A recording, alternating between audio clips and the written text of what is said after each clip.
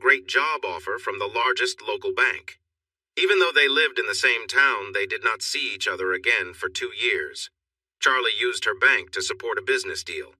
There wasn't much talk about his career path since his family owned several farms in the area and a large store for commercial farming supplies where he worked as the assistant manager. After his father passed away from a heart attack a year later, Charlie inherited everything.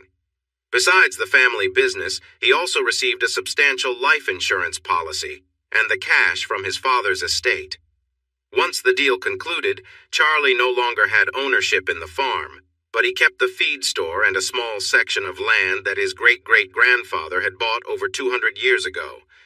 He also received a good amount of money, which he used to buy another store about 80 miles away, and added a franchise hardware store to both locations. Thanks to his skills and education, his profits quickly soared, tripling what he might have earned from the farms in just a few years. While some of his cousins were unhappy, they had all agreed to the deal, so they had to accept it. Rose was appointed as his bank coordinator, and over the next few months, they rekindled their friendship. Working lunches turned into working dinners, which turned into breakfasts after they spent the night together. No one was surprised when 18 months later, in a small Baptist church that his family had attended for generations, on a warm April afternoon, Rose Cheney became Mrs. Charlie Barton. After their honeymoon at a resort where clothing was optional, they returned home with many memories and no tan lines. Charlie then gifted Rose her wedding surprise, the money to start her own office, with his businesses as her first clients. This included a written agreement that ensured he would not gain from her profits.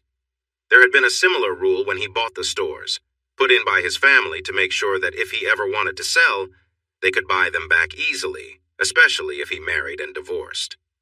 At the time, Charlie did not mind this rule, as it was before he and Rose were serious.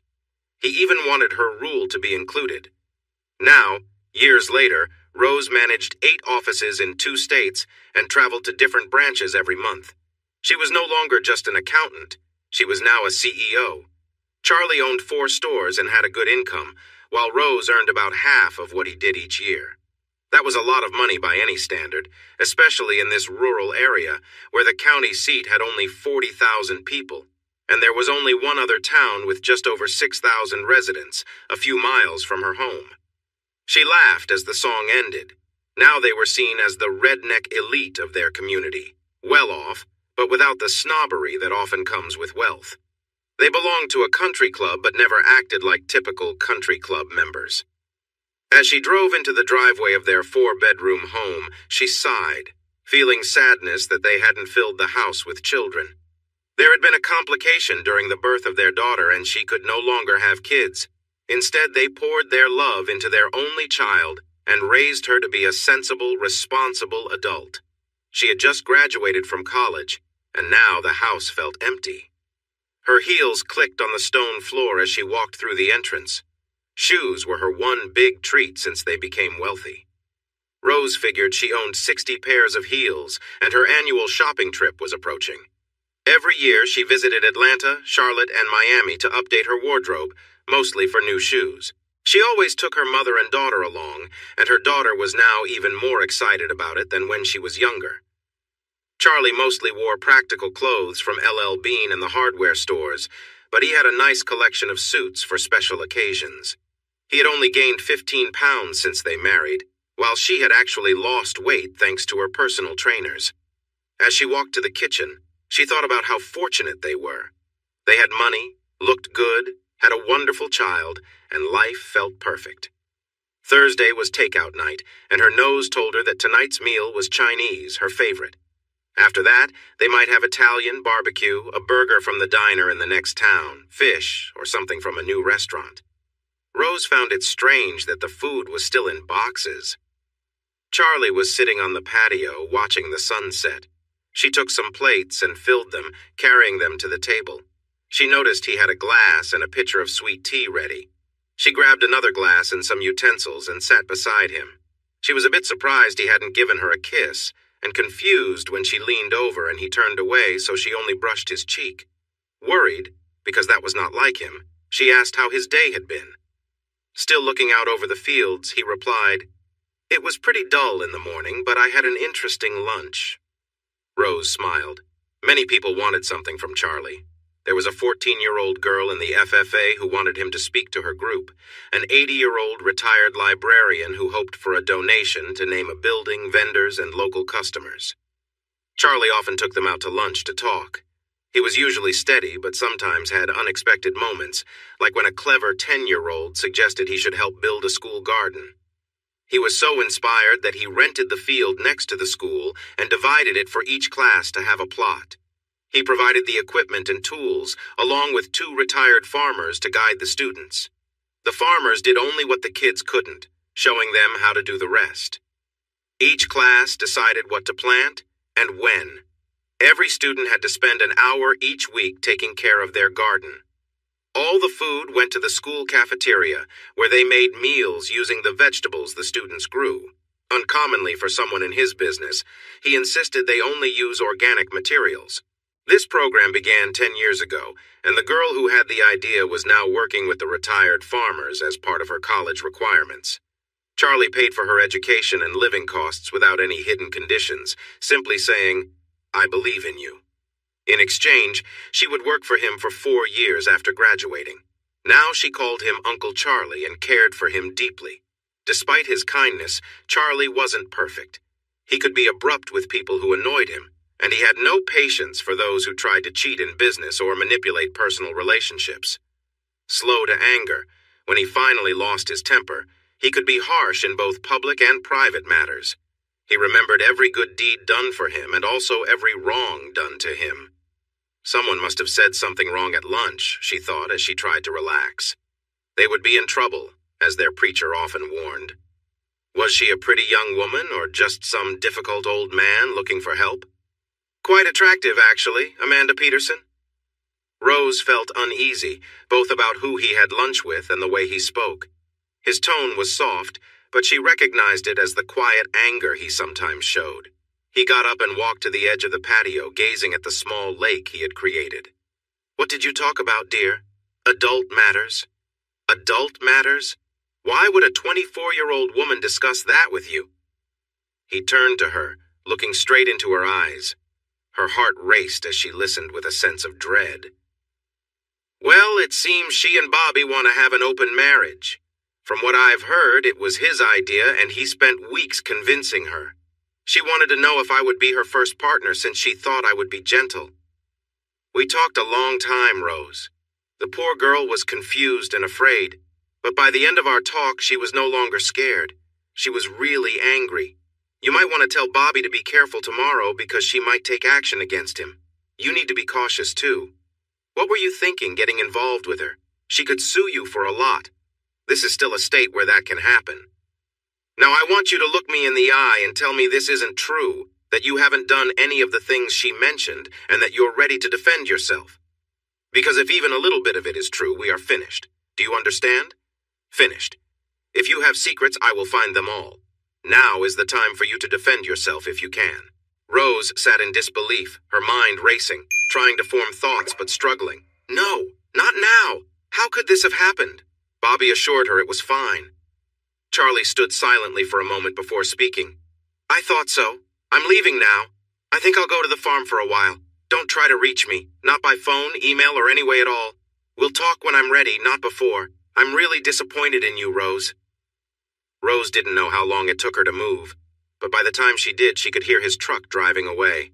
She sat back down, staring at the untouched food, too stunned to cry. 2 hours later, the food was no good, covered in flies. The sunset had turned into a cloudy night. There were no stars shining, no signs of hope for her to hold on to. She stood up, leaving the mess for the housekeeper to deal with. Rose headed straight for the liquor cabinet, looking at the options. For someone who rarely drank, there was quite a selection. She smiled when she saw the half-full bottle of rye, Charlie's favorite. Her smile faded when she noticed her favorite vodka was almost empty.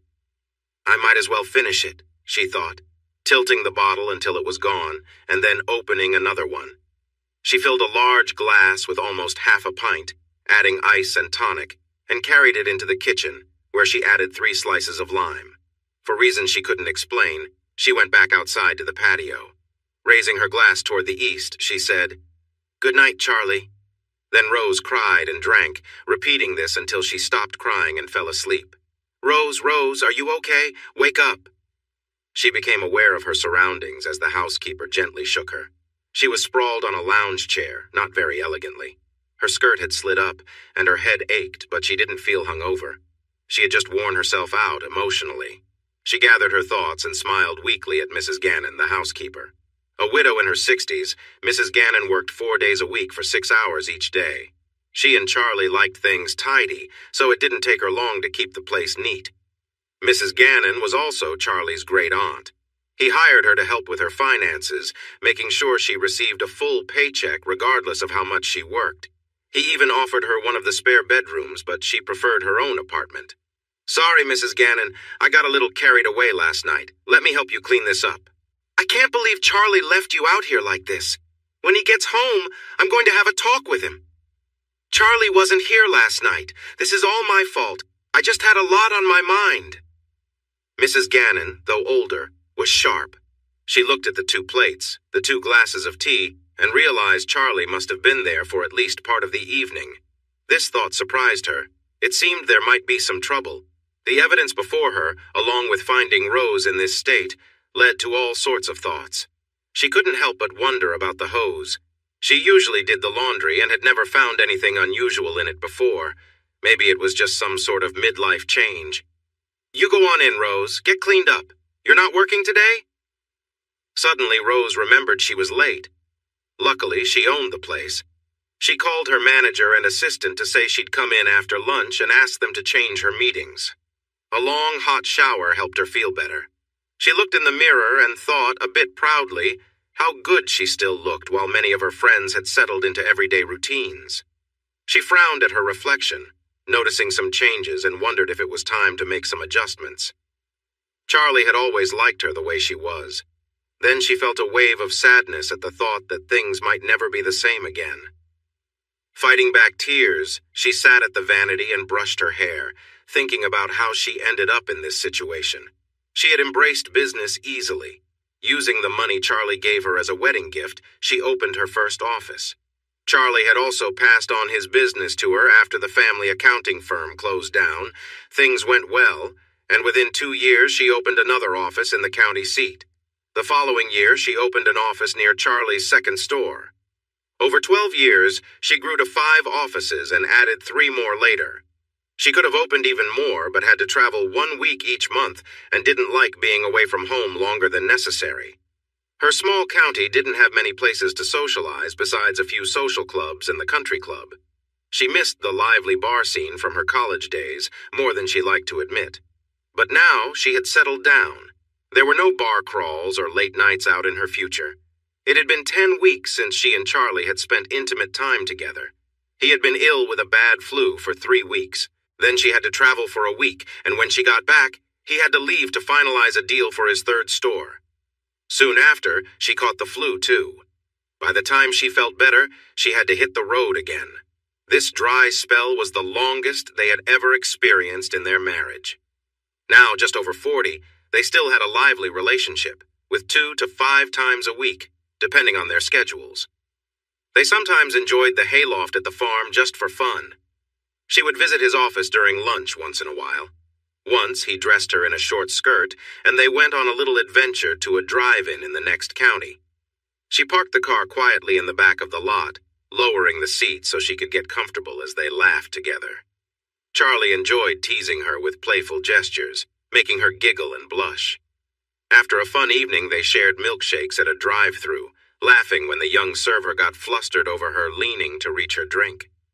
The cold cup from the milkshake made her shiver as Charlie playfully brushed it along her arm.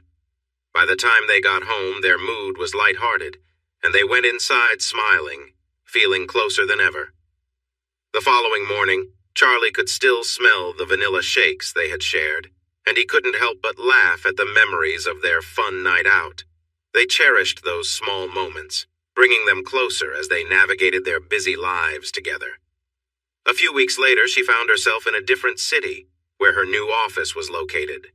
She decided to treat herself to a night out in the bigger town, enjoying a fun outing. She ended up at a local show where the lively music and energy helped her unwind. The next morning, feeling slightly worn out from a late night, she chuckled to herself about how different it was from her usual routine. She missed Charlie and looked forward to getting home where she felt at ease. Throughout her busy travel schedule, she had her ups and downs, but always felt grateful to have Charlie to lean on. During each trip, she appreciated small, thoughtful gestures, whether it was a good meal, a quiet evening walk, or simply a phone call with Charlie to catch up. Sometimes she splurged a bit on small comforts like a nice dinner or a small keepsake, which she enjoyed sharing stories about when she returned home. As the years passed, she occasionally struggled with balancing work and personal life, but remained committed to keeping her relationship strong. She and Charlie worked through challenges together, learning to trust and support each other through the ups and downs. Their bond deepened over the years, with both finding comfort in the stability they brought to each other's lives. In the end, it was Charlie's kindness and understanding that helped them through any misunderstandings or challenges they faced. They realized that despite the occasional temptation and distraction, their shared life was worth every effort they made. They found joy in the little things, sharing laughs and memories that kept their connection strong. And while life continued to bring them new experiences and occasional challenges, they always came back to each other, choosing love and loyalty above all else. It was the first time she thought about having fun at home, and the years of keeping secrets from Charlie made her feel too confident.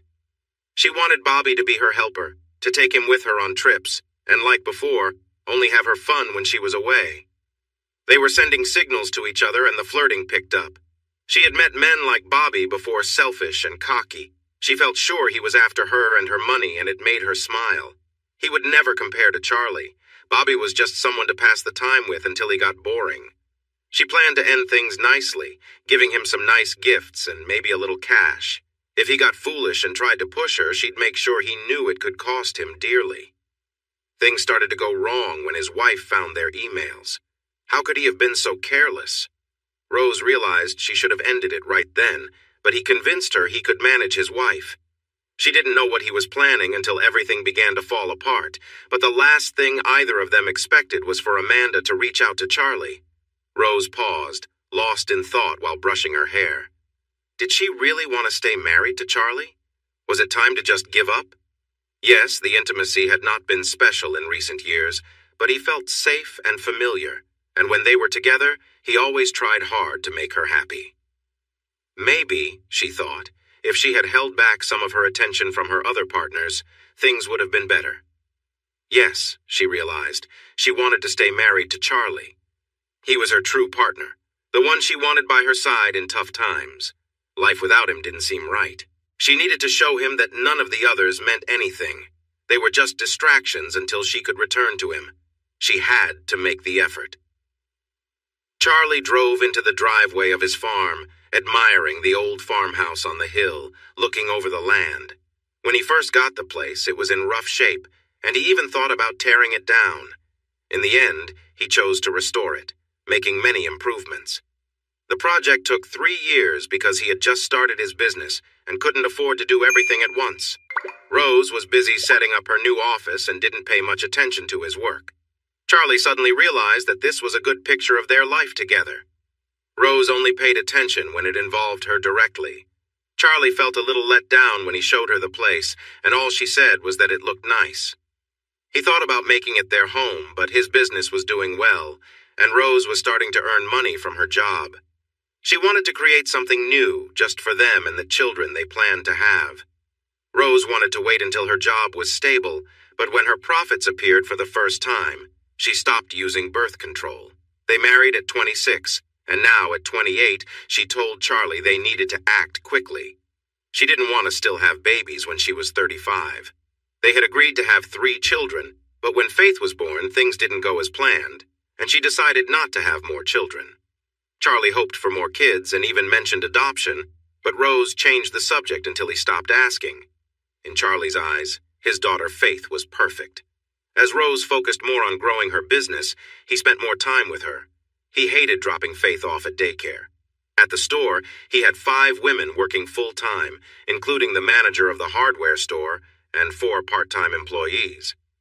18 men worked in the commercial side, mainly as drivers and in receiving. When he built a new building next to the store, people didn't notice because he was always expanding. Many thought it was going to be an office. Once it was finished, he called all his employees for a meeting. "I know you've all been curious about the new building. It's a daycare center for Barton Enterprises. It's not open to the public and is only for employees." His employees were surprised, especially when he took them on a tour. The center could care for 50 children and had a playground and a fully equipped kitchen. One woman, already struggling with childcare expenses, asked what the costs would be. He smiled. "Well, it's completely free for you and there's an employee discount." It took them a moment to understand. Then some employees started to tear up. This gesture meant an extra $100 or more each week for them. However, Charlie did this to keep Faith close by. He hired 4 women and a part-time cook. The cook received clear instructions on the types of lunches and snacks to serve. They had to be tasty, healthy, and made with local ingredients, using as few pre-packaged items as possible. Soon, employees wanted to eat with their children, so he had to extend the cook's hours and set up more tables. When the number of meals reached 60, he hired her an assistant. Many of them enjoyed meals outside when the weather was nice, sitting at tables under the trees. Almost half of the meals were vegetarian, and no one complained about it. He had brought in professional caregivers, and while the kids played a lot, they also learned important things. By the time many of them started public school, they could read and write already. Most of them even knew some basic Spanish, and they developed good study habits. The school system called them the Bartonians, and they formed strong friendships that lasted for years. They also did well on the yearly tests, which helped boost the school's rating. From a young age, they learned to say please, thank you, and you're welcome, making good manners second nature. When his other stores found out, he had to set up similar programs for them, too. He spent about $400,000 a year of his own money to keep this going, though he did receive some tax benefits. All of this was because Charlie wanted Faith to feel happy and close to him. He unlocked the door and decided to open a few windows for some fresh air. The breeze felt nice, so he kept them open for the night. Normally, he didn't drink much, but he remembered to pick up a 12-pack of beer along with some coffee, cream, and snacks. He put everything in the kitchen, glanced at the beer for a moment, then made himself a cup of coffee. He took his coffee outside and sat in the porch swing, gently rocking back and forth. He suddenly remembered sitting with Rose on this same swing right after they finished the house. They shared some laughter and good moments there, thinking about the barn where they had spent time together. He smiled at the memory and leaned back to think, trying to find any signs that his marriage was ending. Looking back, he couldn't find anything obvious. Then he remembered a few smiles from Rose, and when he asked her about them, she had said she was thinking of a happy memory but never shared what it was. Was she thinking of someone else then? His thoughts were interrupted by a call on his phone. He had forgotten to turn it off but noticed the number. "Hello?" He heard crying before she managed to say that her husband had hit her. "Amanda," he said in his serious tone. "Who did this?" "My husband. I told him I was leaving and he got angry and hit me. What should I do?" "Are you safe?" She tearfully confirmed she was in her car. "Good. Now listen carefully. Drive straight to the hospital. I'll be there as soon as I can. Do this, Amanda, if you want my help. Go now." He ended the call, relieved he had chosen coffee over beer. Once in his truck, he called the sheriff's department non-emergency line. He spoke with the senior officer and was promised a female deputy would meet them at the hospital. He arrived at the parking lot just ahead of the squad car. Amanda quickly got out of the car and hurried over to him and the deputy. The left side of her face was swollen and her eye was shut tight. A small trickle of blood was coming from the corner of her mouth. They guided her into the emergency room and Charlie waited for 40 minutes until the deputy came back out. She was from Bartonia, one of the locals. "He's broken her cheekbone, Charlie. She wants to speak with you before she takes any action." "What is going on?" Charlie shrugged and told her a simpler version of the story. "I had lunch with her today. I guess she needed someone to talk to. Her husband has some strange ideas and was trying to involve her in them. I gave her advice that I don't think he liked." Carla Martinez laughed a little. "Strange ideas? Are you serious? In our small town?" She was surprised by the troubled look on his face. Sometimes you don't really know people, Carla. They can surprise you in bad ways. Let's go talk to her. Amanda was on pain medicine, looking weak and pale. She tried to smile when she saw him, but grimaced in pain. What should I do, Charlie? First, you need to file a report. If you don't, I won't be able to help you anymore. You didn't deserve this, Amanda, and you can't let him get away with it. Has he done this before? She hesitated but nodded. Not like this, but he has hit me a couple of times. Charlie looked at Carla. Did you hear that? We need to do something. Carla looked surprised.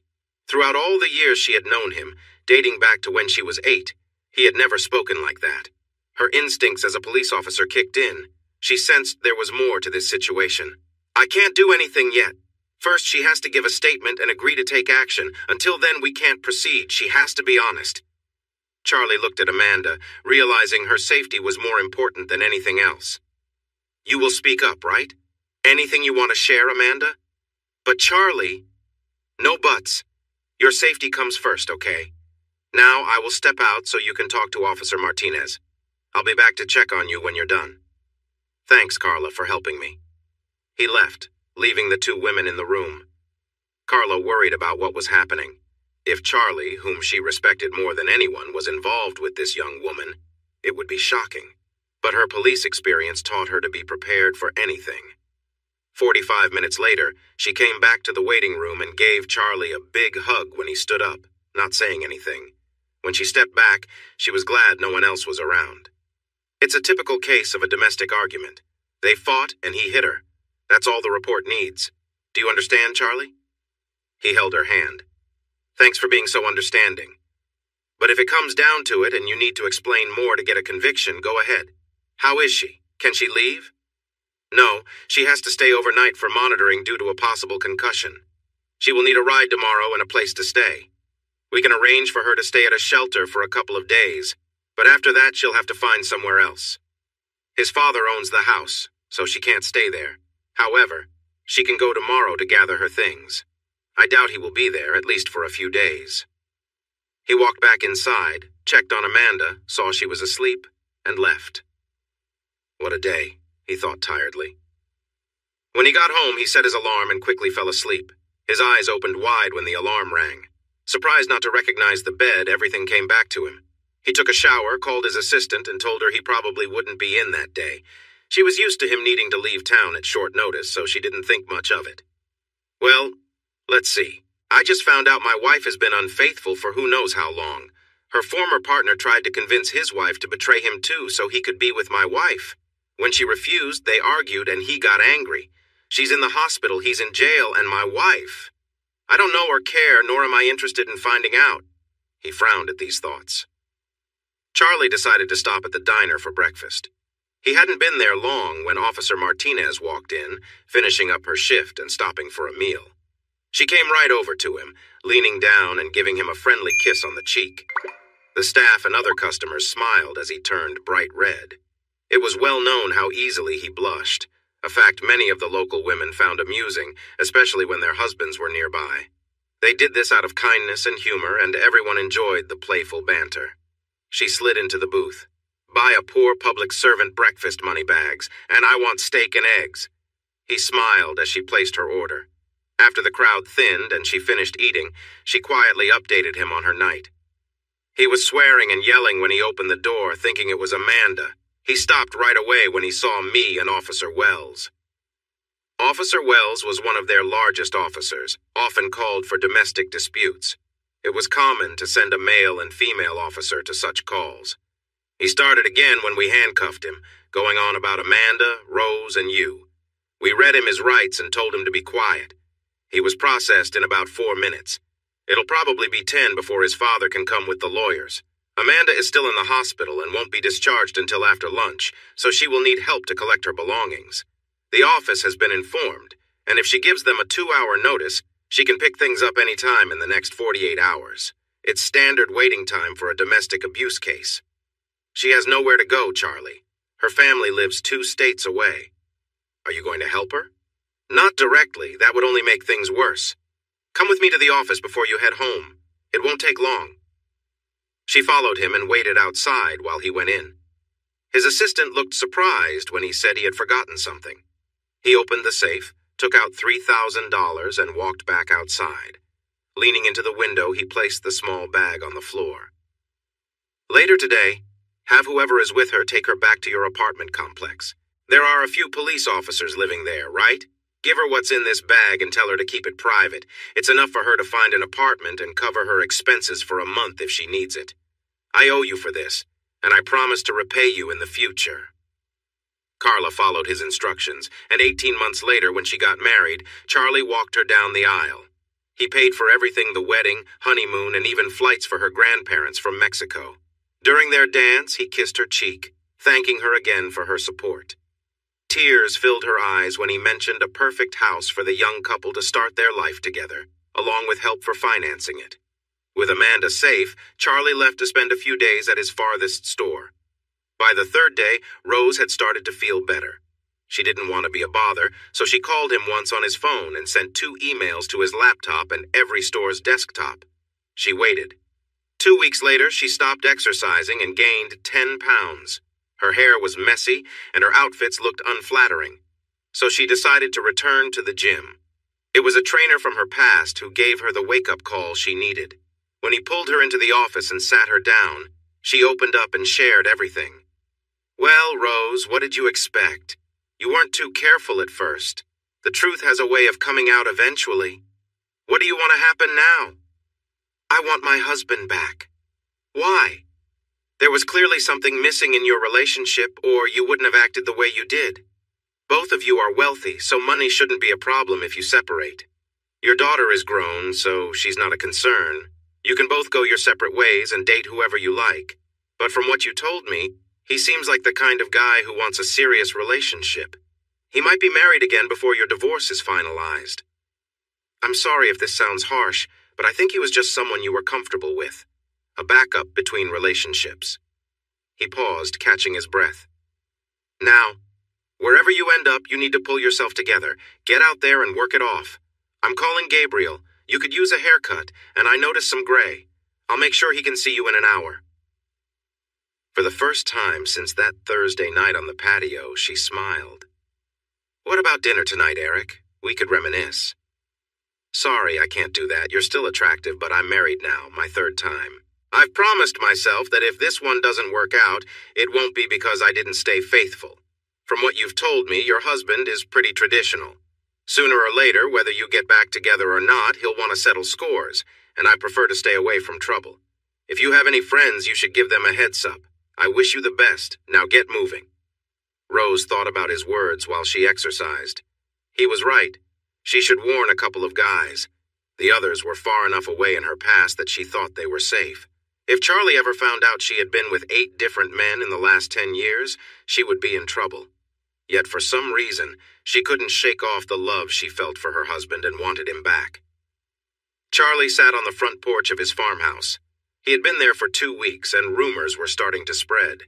It didn't bother him much. He doubted anyone would confront him about it. The sheriff came by to chat. They were friends since childhood and usually took a couple of fishing trips each year, one to the coast and another to a lake known for big catfish. The sheriff even had a framed photo of them from a great trip, each holding a massive catfish. Sheriff Andy loved to remind him that his fish weighed 10 pounds more, over 70 pounds. Charlie made coffee, and they reminisced for a bit. Finally, Andy addressed the topic on his mind. "Charlie, people are starting to ask questions. You've been alone here for over 2 weeks, and Rose looks like she's struggling whenever she's seen. It seems connected to Amanda Peterson and her husband. He has charges against him, and Amanda is getting a divorce. Everyone is curious about how she can afford her lawyer. He's even threatening to make a claim against you if she doesn't back off. So, as a friend, what's going on?" Charlie shared his story, leaving out some details. Andy listened, stunned by what he heard. "So that's what's happening. Amanda opened my eyes, and while I don't like the situation, I'm glad she said something. I'll help her with the divorce as a way to say thank you. The closest we've ever been was when she kissed me on the cheek after she came out of the hospital. She's younger than Faith, so forget him. Tell him to do his worst, but remind him that if he pushes, I'll push back harder." As the sheriff drove away, he thought about how surprised he was that Rose would cheat on Charlie. He had known them since school and was the best man at their wedding. Faith called him Uncle Andy, and it took her a long time to understand he wasn't really her uncle. His daughter was her best friend. They even went to daycare together, and that helped save on childcare costs. The girls were inseparable until they went to college, but their friendship picked up again when they returned home. This situation would be tough on Faith. She would likely turn to Charlie for support since Charlie had practically raised her while Rose was focused on her business. Charlie was more well-known in the community than Rose, and the sheriff worried that if it came down to choosing sides, Rose would be left alone. He hoped it wouldn't come to that. This situation was shaping up to be a real mess. Rose felt stunned when she got the email. She had begun to think he would never reach out to her again. She expected a process server to show up any day. The email was brief but direct. "Why?" she replied with a long message expressing her love for him, how much she missed him, and asking him to meet in person so they could talk. He responded with another short message. "Why?" This went on for several days until he finally agreed to meet face to face, but only after she answered his question. It was the hardest thing she had ever done. She must have rewritten her response many times. She even sought advice from a counselor and had a college student who was getting a master's in English help her refine her message. He was friendly and charming, and she felt awkward for a moment as she realized how young he was. She quickly dismissed those thoughts, gave him double his fee, and kept his contact information, feeling satisfied before sending her message. "Dear Charlie, writing this is incredibly difficult for me. How do you explain hurting the man who has been such a big part of your life for 30 years, the one who gave you a child, and the one who has loved you? You can't. I don't have a good reason. I've talked to a specialist a few times for help. I didn't agree with her views. She mentioned that things like hormone changes, a midlife crisis, and empty nest feelings might have played a part, but in the end, I made the choices I did because I could. I never showed it off, and until my recent mistakes, I kept it away from you. I knew how proud you are, and this would hurt you deeply. Your reactions so far have been just as I expected. I'm aware that with just a couple of phone calls, you could easily ruin my life and make me an outcast in our community. You might even turn our daughter against me. But I also believe you are a good person who wouldn't do something like that. If you choose to end our marriage, I know you will do it respectfully and quietly. I know you well, Charlie, but I need you to understand this, Charlie. I've never stopped loving you. Even when I was away, I always thought about coming home to you, nestling in your arms while we watched the sunset together. If I could change the past, I would erase all this pain and return to our peaceful, happy life. But I doubt I will get that chance. Please, Charlie, don't ask for details or timelines. I don't want to cause you any more hurt than I already have. The end would be the same whether it was one person or many. However, I want you to know that I would do anything to make things right again. If you want me to give up my job and stay home, I will sell my businesses right away, even at a loss. I would do anything, Charlie, just to be in your arms once more. Please tell me when and where you want to meet. I love you, Charlie. I always will. Rose. She sighed, hit send, and closed her laptop. Now it was up to Charlie and fate. Charlie read the email several times, feeling angrier each time. It felt like nonsense that she claimed those moments didn't matter and that her love for him was still there. The comment about 1 or 100 clearly meant there was more than one person involved, and that was all he needed to know. He decided to take a trip away from home to the largest city where his wife worked.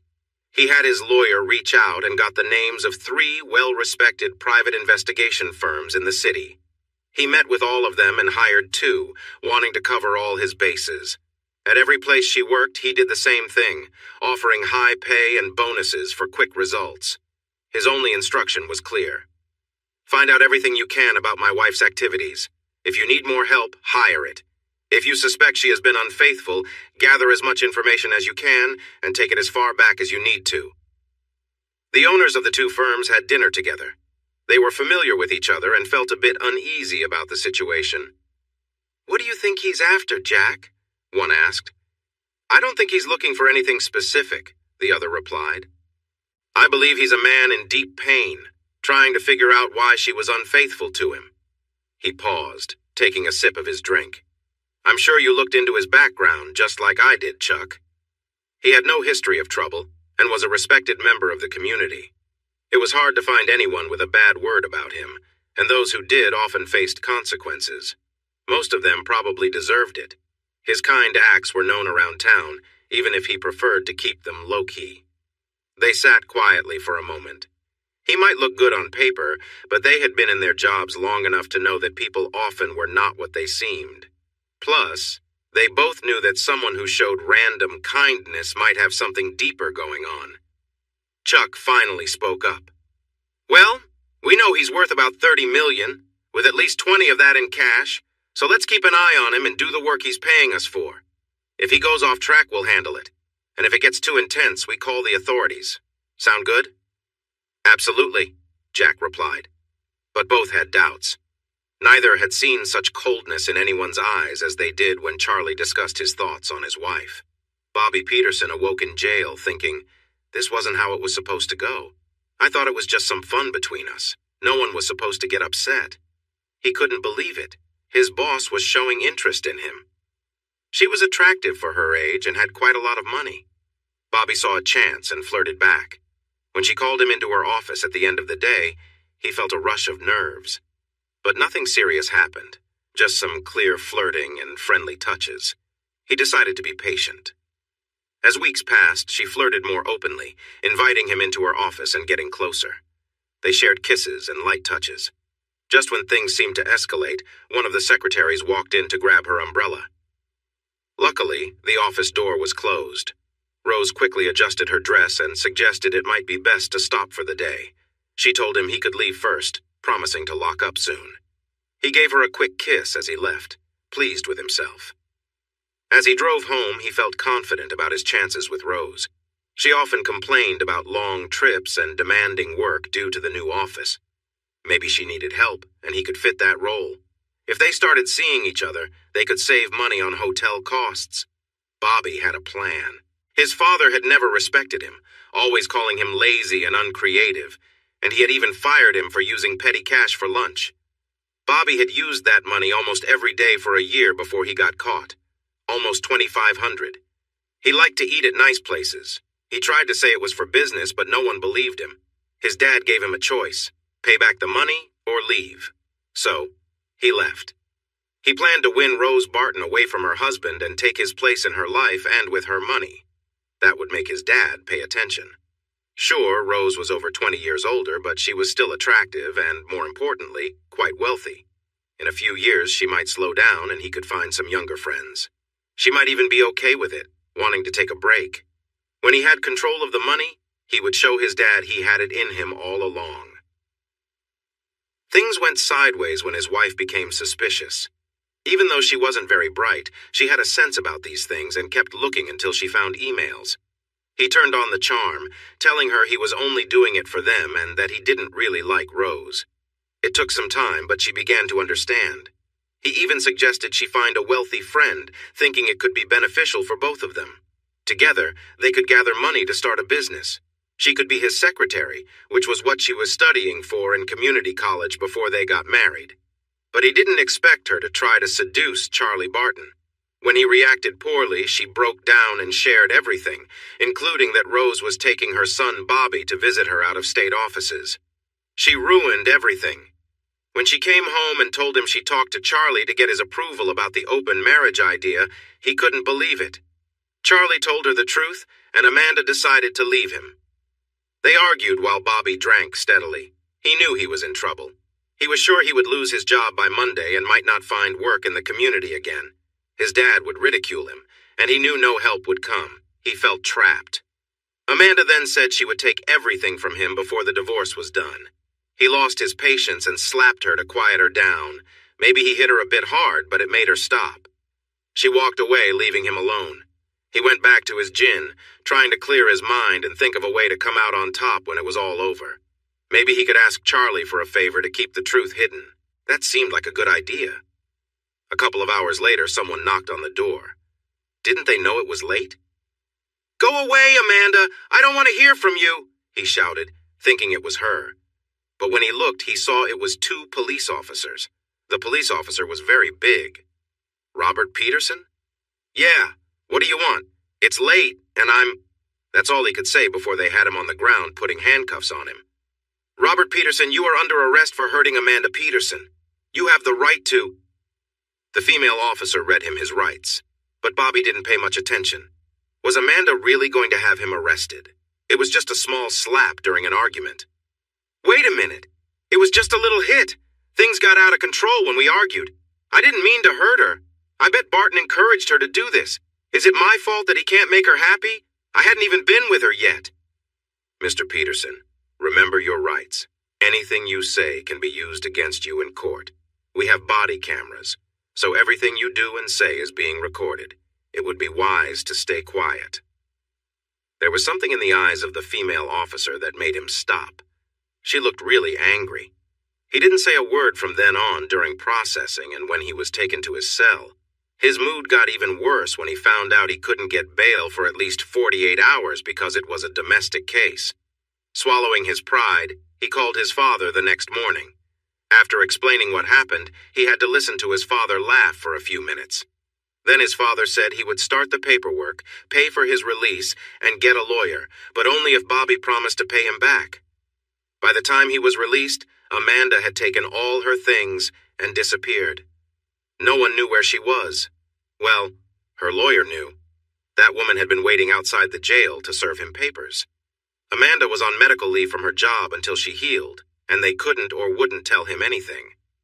His lawyer warned him that he could face time in jail unless he could convince her to drop the charges. A few days later, he saw Charlie Barton on the street. They were both going to lunch at the same diner. Bobby watched as all the waitresses were friendly to Charlie. He joked with his waitress, "What do I need to do to get service like that?" The waitress glanced at his hand on her arm and he quickly moved it away. She gave him a big, fake smile. "Well, for starters, try not being known for hurting women. If you want service like Charlie gets, be a man everyone respects, and maybe tip better." She said it loud enough for everyone to hear, and they all laughed. He was about to argue with the waitress when the owner came over. "Enjoying your burger, Bobby?" Finally, someone nice. "Yeah, it's good, thanks." The owner smiled and looked down at him. "You're welcome, but if I were you, I'd enjoy every bite because it will be the last time you eat here. When you leave, don't come back. You're banned as long as I own this place. I was married once to someone like you. I don't want you here to remind me of bad moments." This time the laughter was loud and he turned pale with anger. He couldn't believe it. He would show them one day. They would regret how they treated him. He glanced over at Charlie, who was sitting there with a slight smile. Bobby almost decided to go over and confront him when two policewomen walked in and approached his table. One was from the county and the other was from the city. The county officer took off her hat and set it on the table, then leaned over and gave him a kiss on the cheek. The city officer did the same to his other cheek. The people around them grinned, having seen this before, always laughing when Charlie turned red. They sat down, but the smile on the county officer's face vanished when she looked at Bobby. It was the same officer who had arrested him, and now she was being friendly with Charlie. She whispered something to the city officer, who shot him a cold look before returning to her meal, playfully teasing Charlie. When they left the checks on the table, and Charlie paid for everything, leaving a generous tip. Bobby took his time eating, feeling spiteful. He didn't leave a tip, but the waitress smiled and wished him well. As soon as he stepped outside, he spotted it. The big yellow boot was hard to miss. Then he saw the fire hydrant just 5 feet away from his front tire. Had that always been there? He picked the ticket off the windshield and walked to City Hall. $138, and now he would have to wait until 4 o'clock for someone to remove the boot. Great. He had to walk back to the office. Surprisingly, Rose hadn't fired him yet. No one had seen her for almost 3 weeks. They figured she was working at one of the other offices in a different state. Bobby kept quiet and focused on his tasks, hoping for a fair reference when it was time for the truth to come out. For 2 weeks, no one said anything at the office, and everything felt normal. Then the whispers began. No one wanted to make eye contact, and conversations became brief. He felt like yelling at them. This wasn't his fault. Bobby didn't realize it, but he had a distorted view of himself. His inflated self-esteem made him twist his past to fit his imagined future. He wouldn't admit to the truth unless he was cornered by his lies. Once caught, he would turn on his charm to deflect attention from his actions, and then he would start lying again. Even with his troubled relationship with his father and uncertainty about his job, he held on to the belief that he would somehow come out on top. Just as he was about to drift off, a thought struck him. Faith. She had shown him kindness years ago when she visited her mother's office during college breaks. He hoped he could win her over, maybe even convince her to marry him someday. That would show them. Sitting in the church while they exchanged vows would be just right. Feeling better than he had in weeks, he went to sleep. The next morning, everything returned. Faith was an attractive target. She was very pretty, looking like a younger version of her mom, tall with nice cheekbones. Every man around had shown interest, but none could make her settle down. She turned them all down, saying she wasn't looking for a relationship and wanted to focus on her new business. Her business was off to a great start, thanks to her family. The vet they had used for years was getting older and had to close his practice due to problems. Animals were getting sick, and complaints were piling up. He had to deal with rising insurance costs and legal fees, which forced him to shut down. Faith, her 3 assistants, and the older vet who worked part-time were very busy. Realizing she needed more help, Faith placed ads for another vet and ended up hiring a husband and wife team. The woman had experience working at a zoo, and soon they were caring for zebras, llamas, and other unique pets.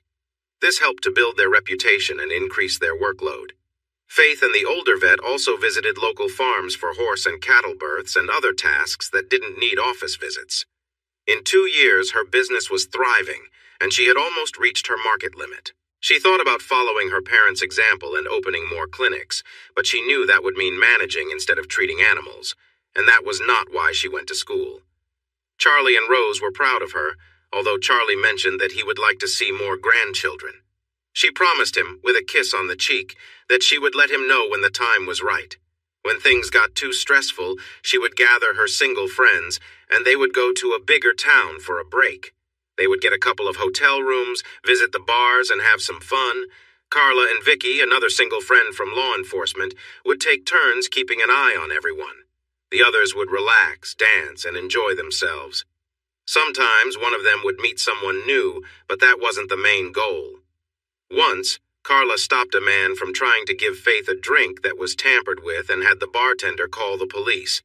They tested the drink, and the man faced serious charges for his actions. Charlie made sure that the man would not have the chance to make that mistake again. He took a deal and ended up spending 8 months in prison out of a 3-year sentence. During that time, he had trouble with the other inmates and was hurt at least once a month. When he got out, he could barely walk and had trouble seeing from his left eye. He had also experienced how painful unwanted attention could be several times. 2 weeks later, he was hurt again and decided to move across the country. After that, no one heard from him again. Charlie felt a sense of satisfaction when he learned this. Faith had a tip from her friend at the shelter and wasn't surprised when Bobby brought in the cat. She was, however, taken aback by how well the cat reacted to him. Putting on her professional demeanor, she began filling out the needed forms. "What's your pet's name?" "Lady Gray," he replied shyly. She raised her eyebrows in surprise. He even turned a little red. It was the only name that felt right. She just looks regal, don't you think? Well, she thought, maybe there was a real person under there after all.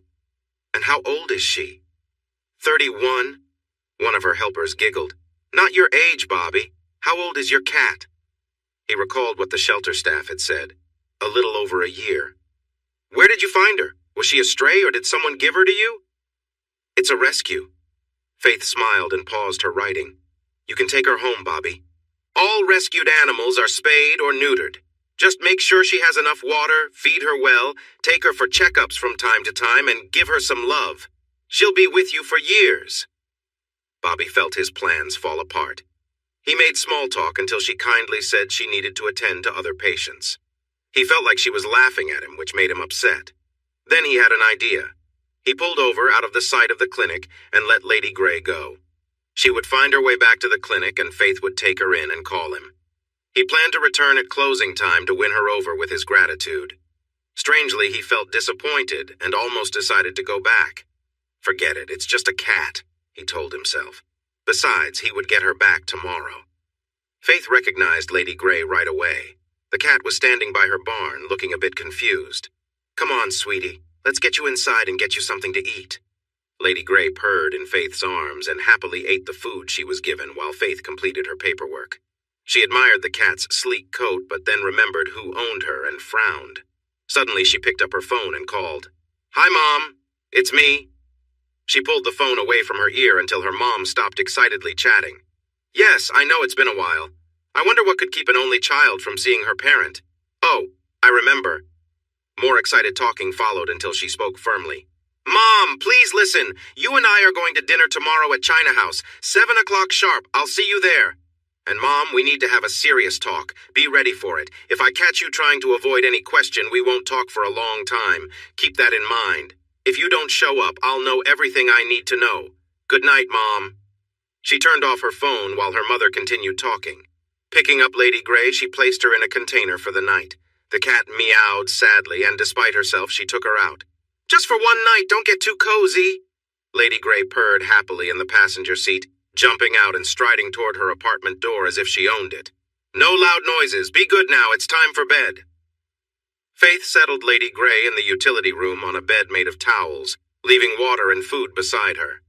The next morning, she woke up feeling strange to find Lady Grey on her chest, tapping her nose gently with a paw while purring. Faith groaned as she got up, carrying Lady Grey to the kitchen. What? Are you my alarm clock now? I usually sleep for 30 more minutes. Can you behave while I shower? Lady Grey sat and mewed while Faith took her shower. When Faith opened the shower door, she accidentally sprayed the cat with water. Lady Grey yelped and dashed into the kitchen. Faith laughed and finished rinsing off. In the kitchen, Lady Grey was on the table, cleaning herself and looking very unimpressed. Faith chuckled and picked her up, rubbing her tummy. Lesson learned, little one. Be careful, or you'll get wet. The cat walked out confidently and jumped into the passenger seat of the car like it was the most usual thing to do. At the clinic, she hopped out, acting like she owned the place. Who do we have here? One of the assistants asked as she picked up the cat and petted her. This is the lovely Lady Grey. I believe her owner will call soon. Please make her feel at home. Lady Grey tried to protest, but the assistant placed her in a container until lunchtime, when she could have some exercise. She found Faith sitting under a tree for lunch and immediately jumped into her lap, even nibbling on some of her tuna sandwich. The rest of the afternoon, she roamed freely, following Faith around as she worked in the barn, exploring here and there. Faith lost track of her for a moment, but found her curled up asleep on top of a young horse in one of the stalls. She took some pictures before carefully lifting the cat up. By the time Faith finished her rounds, Bobby had called. She returned the call, confirming she had his cat and that he could come by whenever he wanted. She spoke about how sweet Lady Grey was. Something in Bobby's voice seemed off, so she asked Nancy to stay close when he came over. Bobby, it turned out, was not in a good place. He had been helping a friend with some questionable money matters and had gotten involved with drugs. Bobby liked how it felt. It seemed to help him think better and be smarter. He never did it at work, maybe just twice at home or when he was out with a friend. Things had changed for him. He hadn't lost his job, but it was clear he couldn't work in the same office anymore. He was moved to another office, one she seldom visited. To make things easier, Rose made him the office manager and gave him a good raise. I'm trying to help both of us, Bobby. I can't stay in touch with you if I want to work things out with my husband. We both messed up, so if you're thinking of suing, you should think again. Amanda shared all our emails, and I can make it seem like a woman in a midlife crisis was fooled by a younger man. We'd all lose, but you'd lose the most. Just accept the promotion, work for a bit, and when you find a better job, you'll get a great recommendation and a good severance package. Feeling trapped, he accepted the transfer. Bobby felt pleased. His plan was coming together. He intended to charm her at the end of the day, hoping she would be eager to please him. To feel a bit more confident, he took a small dose of something to help him relax. The air felt bright as he approached the clinic door. She let him in without locking it behind them. He smiled as he saw her holding the cat. Nancy was in the office, observing their interaction. Looks like you have a new friend. You've always been so charming, Nancy joked, seeing him as a bit silly. Faith smiled, but it didn't feel warm. Bobby, I don't know what you're trying to do, so let me be clear. I've always thought you were kind of untrustworthy, even when I was younger. What you and my mother were planning makes me uncomfortable every time I see you. So whatever you want, you won't get it here. I suggest you take your cat and leave. Or better yet, leave the cat with me, and I'll ensure she finds a good home. He was stunned. She couldn't be serious. He was Bobby Peterson. Women didn't turn him down. Come on, Faith, why are you being so harsh? I know you felt something yesterday. We could be a great couple. Well, Bobby, let me think. What would I bring to the relationship? Looks, money, social status, and what do you bring? Someone on probation, just one mistake away from trouble? I don't see much of a future there. Bobby had faced legal issues before, but thanks to a skilled lawyer and no past troubles, he got probation instead of jail time. He had to do community service and attend anger management classes. He went to the classes, laughing to himself about how the leader, whom he thought was too self-important, could really believe what she was saying. He hadn't done his community service yet and thought he might ask Faith if he could do it at her clinic, hoping they could connect better. Her sarcasm only made him angrier. Before she realized it, Bobby was at the counter with his hand on her arm. She looked down and smiled. You might want to let go of my arm and leave my office. This is your only warning. She was giving him that tight smile, looking at him like he was an animal on display. Without thinking, he pushed her, making her drop her cat. The cat, Lady Grey, reacted by clawing at his arm. He quickly removed the cat and threw it against the wall. The cat slid down, looking for a way to land safely. Faith reacted by hitting him as hard as she could, but it didn't free her. He pulled her over the counter, heading towards the door while shouting, "This could have been so much easier. Now I'll have to teach you the hard way."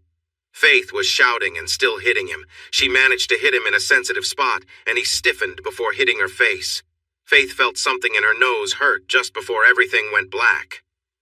Nancy had called for help as soon as he touched Faith. She rushed out from the back as he tried to drag an unconscious Faith through the door. She quickly used a tranquilizer dart on him. It was the first thing she saw as she came out. Sometimes, if an animal was hurt and wouldn't let anyone come close, they used the dart gun. Bobby yelled in pain and turned, hitting Nancy with one punch. He almost got to his car when the first police car arrived, blocking the way. Officer Wells jumped out, his weapon drawn. "Get on the ground! Do it now!" He still held Faith, using his hand to grip her throat. "Stay back or I'll hurt her! Move aside!" By then, Carla Martinez had arrived. "Jimmy, if he puts any pressure on her, you take him down, okay?" She had her taser ready, moving to the side. "Don't move, you!" he shouted. Carla looked at Jimmy, silently asking him to distract him. "Hey, Bobby, I might not get to say this again, but thanks for being so foolish. Amanda and I are dating now. Did you know that? She said she wanted to be with a real man for a change. She is just amazing and is always interested in me. She says she didn't know what real love was until she moved on from you." Jimmy was just talking big. They were dating, but they hadn't gotten serious yet. They both knew it would happen soon, but they wanted to take their time. Carla was moving in the right direction when the tranquilizer hit. Bobby dropped Faith and collapsed to the ground. She used the taser on him anyway, just to be safe. It took 3 ambulances, one for Faith, one for Nancy, and one for Bobby, who was handcuffed to the stretcher. Faith was treated for her broken nose, a concussion, and bruises from being dragged across the ground. Nancy was checked for a concussion and kept overnight to be watched closely. Bobby was examined thoroughly, and they took blood samples. When cocaine was found, they got a search warrant for his house. They discovered his stash. He faced charges for possession of cocaine, breaking probation, assault, and cruelty to animals. His probation was canceled, and he was sent to jail. The bail was set so high that his father couldn't afford to pay it without losing most of his belongings. He ignored Bobby's calls. Rose waited at the restaurant for 3 hours. By the second hour, she was crying, worried that Faith had forgotten about her. It wasn't until she turned her phone on that she saw all the messages. She nearly fainted when she heard Charlie's last message. "Rose, where are you? Answer your phone. Faith is hurt and in the hospital. Bobby attacked her. It could have been worse, but the police arrived in time. He hurt her badly. Come here as soon as you can." She didn't know which hurt her more, the fact that Faith was hurt or that Charlie was so harsh. Rose didn't even remember driving to the hospital, but suddenly she was by Faith's side, distressed by her injuries. She leaned over her crying, her tears wetting Faith's hospital gown. When Faith woke up and saw who was with her, she wrapped her arms around Rose. They both cried for a few minutes before Rose stepped back, holding Faith's hand. "I'm sorry I couldn't make dinner, Mom," Faith whispered. "It's okay, honey. I'm so sorry about this," Rose said, her heart aching. Faith tried to comfort her. "No, Mom, it wasn't your fault. This was all Bobby's doing." Rose knew that wasn't entirely true, but she kept quiet. They talked for about 10 minutes until the medication made Faith sleepy again. Then, she felt a presence nearby and turned to see Charlie for the first time in almost 3 months. Her heart raced. He looked tired and worn, his face serious. She stepped in front of him. "Charlie, we need to talk. You promised you would if I answered your questions." He gently moved her hands away from his. "I will, I promise. But please give me another 2 weeks. I'll email you. I need to ask you a favor. Stay the night with Faith. I have some things to take care of, but I'll be back early tomorrow. Can you do that for me?" Wondering what was so important at this hour, she nodded. He left without saying anything more. Bobby slowly came to, confused about what had happened. As he tried to move, he realized his hands were bound to the bed. Memories rushed back, and a flash of anger surged within him. He thought she needed to understand respect. Then fear crept in as he remembered what had led him here. He was in serious trouble. Hearing a noise, he turned and saw Charlie Barton. It took a moment for Bobby's mind to clear, but soon he recognized Charlie. He seemed calm, watching him without any sign of anger, but there was something intense in his gaze that brought reality crashing down on Bobby's disoriented mind. He remembered everything: Faith, the police, the incident. "I'm in big trouble," he thought. "I could end up in jail. I can't go to jail. I need to contact my dad. He'll help me." He looked at Charlie again, wondering why no one was guarding the door. Charlie was steady, his eyes unblinking, like those of a hunter waiting patiently for the right moment. Bobby remembered a documentary he had seen about Nile crocodiles. They would remain still on riverbanks, then strike with incredible speed, pulling their prey into the water before anyone could react. It left a chilling impression. Suddenly Charlie moved, as if realizing that Bobby was awake. "Ah, Bobby, you're awake. I wanted to be the first face you saw. I also want to be the last before you sleep each night. 8 to 10 years, Bobby. That's how long you could be away from the outside world, according to the DA and my lawyers. That is, if you can keep yourself in check." He leaned closer to Bobby, who felt a rush of fear as he strained against the cuffs. Charlie spoke softly, but his words were sharp. "You have gone too far with my family. You touched my daughter, and that was a big mistake, Bobby. You hurt her. You really should have thought twice. Don't worry, there are consequences waiting for you. You're going to face a lot in there." Bobby struggled, trying to shout, but Charlie pressed a soft cloth over his mouth. Charlie continued speaking calmly as Bobby fought against his restraints. "Don't worry, Bobby. We'll help you find a good husband, and you'll be safe as long as you keep him happy. I'll assist you because I want you to remember to be grateful to me for helping you.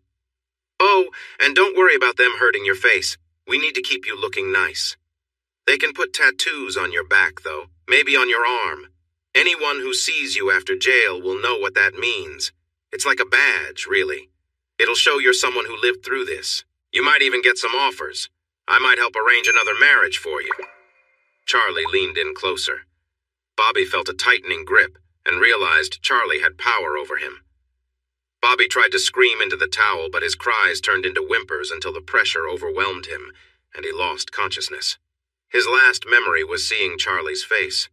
Charlie felt no guilt as he looked down. Everything he promised Bobby would happen, and he would make sure of it. He tossed the towel aside and left, thanking the nurse as he passed her station. He was still mostly out of it. "I just wanted him to know that I understood it was the medication and held no grudges. I'll pray for him." The nurse listened and thought about how kind Charlie seemed. She knew she wouldn't have been so forgiving if it had been her daughter. Faith knew exactly where she was when she woke up. The hospital smells were familiar. She was surprised to see her mother by her side and felt a bit ashamed as she looked around for her father. She touched her nose, remembering what happened. Rose noticed the movement and woke up, tears coming to her eyes. They spoke, probably the most meaningful conversation they'd had in years. "I guess I'm a bit like Dad in a way, Mom," Why is that? Rose looked at her daughter with sadness, a single tear rolling down her cheek. You think I haven't wondered about that many times in the last few months? I've talked to 2 different therapists, and they both mentioned something called success syndrome.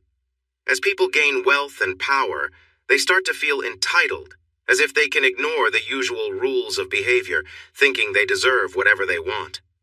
Rose sighed. I was mistaken. It became easier to think that way. I thought he must have figured things out by now, and if he didn't complain, it meant I could keep going. That led to arrogance, and being arrogant caught me. Faith stared at her mother for a moment.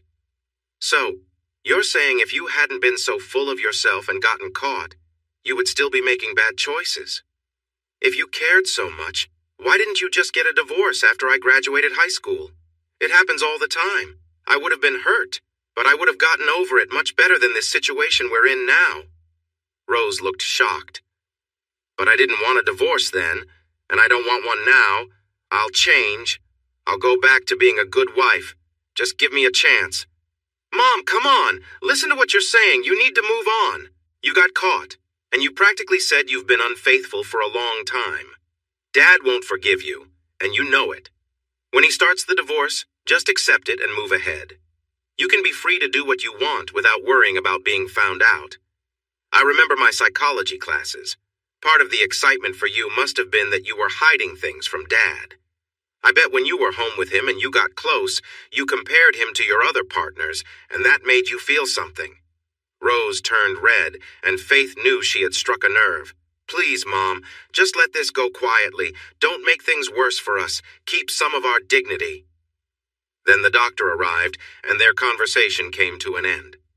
Charlie waited until Rose left before he went into Faith's room. He felt a wave of sadness. He had loved Rose for a long time, and he never imagined he would be in this situation. He put on a smile and opened the door. Faith smiled back at him. Even with her bruises, she looked lovely. You just missed Mom, she said. Her smile faded when he nodded. I know. Will you ever talk to her? Yes, soon when I choose the right time and place. Faith hesitated. I know it's not my place, but please don't be too harsh. Just let it go, Dad. Let her go. She isn't the same woman you married and hasn't been for ages. You're only 55. You can find someone else and be happy. For once, there was no happiness in his eyes when he looked at her. Faith felt scared. She had seen her father's darker side once when she was little. A friend had come to daycare with a bruise. She told her father about it at lunch. Later, she saw her dad, the daycare director, and a new staff member go into the office. The new worker had been struggling. Faith had wandered away during playtime to ask if she could invite some friends for dinner. She noticed her father and the man go behind one of the storage buildings. When she arrived, the man was unconscious. Her dad stood there, rubbing his hands, then lifted him up, woke him, and whispered something to him. Faith quickly turned around and ran back to the daycare, keeping what she had seen to herself. Mom asked about the scrape on his cheek and the black eye. He told her he accidentally dropped a couple of bags of fertilizer, and she lectured him about being more careful and letting the people he paid do their jobs. Juanita missed almost a week of daycare before returning, excited to share news. Her father had been living in the country without permission and had been picked up and sent back. Her mother and the rest of the family were also at risk until Charlie helped them by sponsoring them and getting his lawyers involved for green cards. He even hired Juanita's mother to help with lunch and support the teachers. When he found out she used to teach second grade, she spent many afternoons giving basic Spanish lessons to the older kids. After Charlie's visit, Faith rested and thought back to her childhood. She realized that many of her happy memories were tied to her father, while her mother was more of a background figure. She noticed her mother started to fade from her life around the time her mom opened her third office. It became routine for her to rush in, give a quick kiss, and then leave for her home office, often ignoring Faith's attempts to talk about her day. With her mother mostly absent, her dad became the main caregiver. This made Faith cling to him more. She knew if she hadn't been so dependent, he might not have added the daycare centers to his work. He was a great parent and seemed to know what she needed.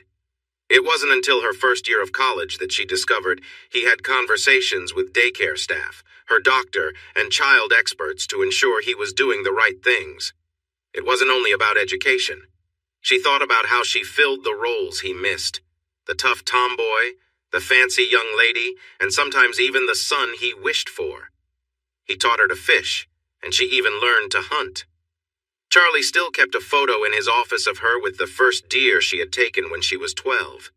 He shaped her into the person she was now, confident but fair, loyal to friends, and true to her beliefs. Although she tried to hide it, she could be tough on her enemies when she had them. Charlie understood this, but Rose didn't see that money wasn't everything to Faith. Even though Faith grew up with everything she wanted, she never let money control her. Occasionally, she would indulge in something extravagant, but it didn't last long before she returned to her grounded self. When she graduated from vet school, her dad took her for a drive, stopping at a field halfway between their small town and the county seat. He handed her a deed. "I bought this for you. Take it down to Jerry's office to take care of the paperwork." Jerry was his lawyer. 26 acres. That should be enough space. You can build a clinic, a small barn, paddocks, and kennels, everything you need. The money will be available, but I won't get involved further. It's up to you to make it succeed. She felt touched and thankful. He welcomed her hugs and tears, smiling at her joy. They walked around the property as she talked about where to put everything, asking him for advice. He just smiled back. Get a good architect and listen to what they say. On the way back to town, Charlie shifted the conversation to money. "You are my only child. Apart from a few small things, you will receive everything when I'm gone. Your mom has her own business, so she doesn't need anything. I'm sure you'll inherit her assets, too. You'll be the richest person around. Be careful, though. There will be people looking to take advantage. Keep your wits about you, and you'll be fine." Faith thought a lot about money while her clinic was being built. It would cost $800,000 when finished, and the deed would be completely hers. At first, she relied on the lawyers and rarely consulted Charlie because she wanted to do it on her own. Once the clinic was running and helping clients, she stepped back and enjoyed her life. By the 10th month, the clinic was doing well. After the first year, she had to hire more staff. Soon, she even had to bring on more people. She started turning away customers because she wanted to provide the best care possible. For a moment, she thought about opening another clinic, but then she remembered her mother. No, she decided, this one was enough. When it came time for a family, she wanted to be there for her children. Faith understood that when she found a partner, he would need to be strong enough to handle her strong personality. So far, no one she dated seemed to fit that description. The two private investigators met again at the end of their 10 weeks of work. They had uncovered a few secrets and found 5 past relationships spanning 6 years. Chuck frowned as he looked at the last 2 cases, relieved he didn't live in that area. "You know he's going to be upset when he sees this. I know I would be." Chuck nodded. "You're right, but this is what he paid for. I don't plan to hold anything back. I definitely don't want any trouble coming back to me." "Me neither. Let's make the call." They met in Chuck's office. After assuring the client they didn't work together but came to similar conclusions on their own, they handed over their findings, both on disc and in print. It filled 4 large boxes. The client listened quietly as they presented their reports, thanked them for their work, paid them, and left. Both were secretly relieved to see him leave, making a note to watch the news and read the papers closely. Charlie returned to the farm, brewed a pot of coffee, and started going through the files. He tried to stay calm because, aside from the names, he had prepared himself for this moment. But when he reached the name of the second most recent partner, he lost his composure. In frustration, he threw his coffee cup against the wall. His hands trembled for a moment, but he took a deep breath, composed his expression, and began to think. Rose sat at the conference table, her hands shaking so much that she gripped the edges to steady herself. The meeting with Charlie was finally here. She knew the chances of a happy outcome were slim, but she still held on to hope. Charlie insisted that the lawyers wait outside. He wanted this final meeting between them to be private. He had to acknowledge that she looked good, easily appearing to be 15 years younger. Her skirt, while modest, was a bit short. She had always known how to catch his attention. The blouse was suitable, just revealing enough to suggest her delicate undergarments. Her hair was styled in a way he hadn't seen in years, one he knew he liked. He had to give her credit for trying. When she moved to greet him, he stepped to the other side of the table. That did not bode well, she thought, but she smiled at him. "Hi, Charlie. How are you?" He replied politely. "As well as can be expected, Rose. I have to say you really made an effort today. I appreciate it, though you've always looked good to me." Rose smiled at the compliment. "Yes, I dressed to make you happy." "Thank you for that." He placed a thick packet on the table. Rose frowned. This was not going as she had hoped. He sighed, knowing it was time for their final conversation. "If you remember, I asked you about your past relationships, why, how long, and how many partners you had?" Charlie held up a thin folder. "This is what you sent me." He then opened a much thicker file. Let's see how well they compare. Rose felt a wave of panic. It was as if she could hear the door to her marriage closing. She waved her hand when she regained her composure. "There's no point. You knew I wasn't telling the truth when I sent that. Why go over it again?" Charlie ignored her and read the name of her last partner. "Bob Walton, 40, married, with 4 kids. He owns an insurance agency, the same one you switched your office coverage to after your first meeting. Ever wondered what they think of you? Listen to this." He pressed a button, and a recording began to play. "Yeah, I was with her. For her age, she was okay. I had some fun, but without the business connection, there's no way I would have been interested. More like a creature on the verge of disappearing." Rose felt a chill run through her at his words. Before she could gather her thoughts, Charlie went on. "It was tough to watch. I visited him 2 weeks ago and we had a talk. He got so upset that he almost lost his lunch. I mentioned I might open an office nearby, either next door or across the street. I told him that if he charged $100 for coverage, I would offer the same for $50, even if I had to cover the difference myself. I planned to offer an even bigger discount if clients left him to come to me." Charlie smiled a little as he remembered. "It was almost sad to see a grown man cry and plead. I made a deal with him. I said if he brought his wife to the office and admitted the truth, I might go easier on him. It was awful, Rose. She brought their 5-year-old because he called it an emergency. I had someone take the child for ice cream. Watching her hurt as he confessed nearly broke my heart. At the end, she begged me not to ruin him, to think about their kids. I found it telling. Her kids, not ours." Rose touched her throat, horrified at what she was hearing. "Don't worry, Rose. I didn't open that agency. I heard they're separated now. He's living in a small room at his office. Maybe they'll reconcile. Who knows?" Charlie arranged some papers and mentioned the man's name. He had managed to get him fired and mostly out of the picture. The man moved 400 miles away to start anew. "He was already divorced, Rose. It seems you were just one of several. I truly hope you were careful. I got tested 2 months back just to be safe. I'm still fine, but you know, some things take longer to show up." Rose didn't know how to tell him that she had a doctor at another office who checked her every month. After the meeting, she noticed he had missed 1 appointment. Thank goodness. Things could have been much worse. But then again, it wasn't a full-blown affair, just a brief encounter. He continued talking about her trainer. "I kind of respected him, Rose. He was honest, didn't try to dodge the issues. He said, 'She made the first move.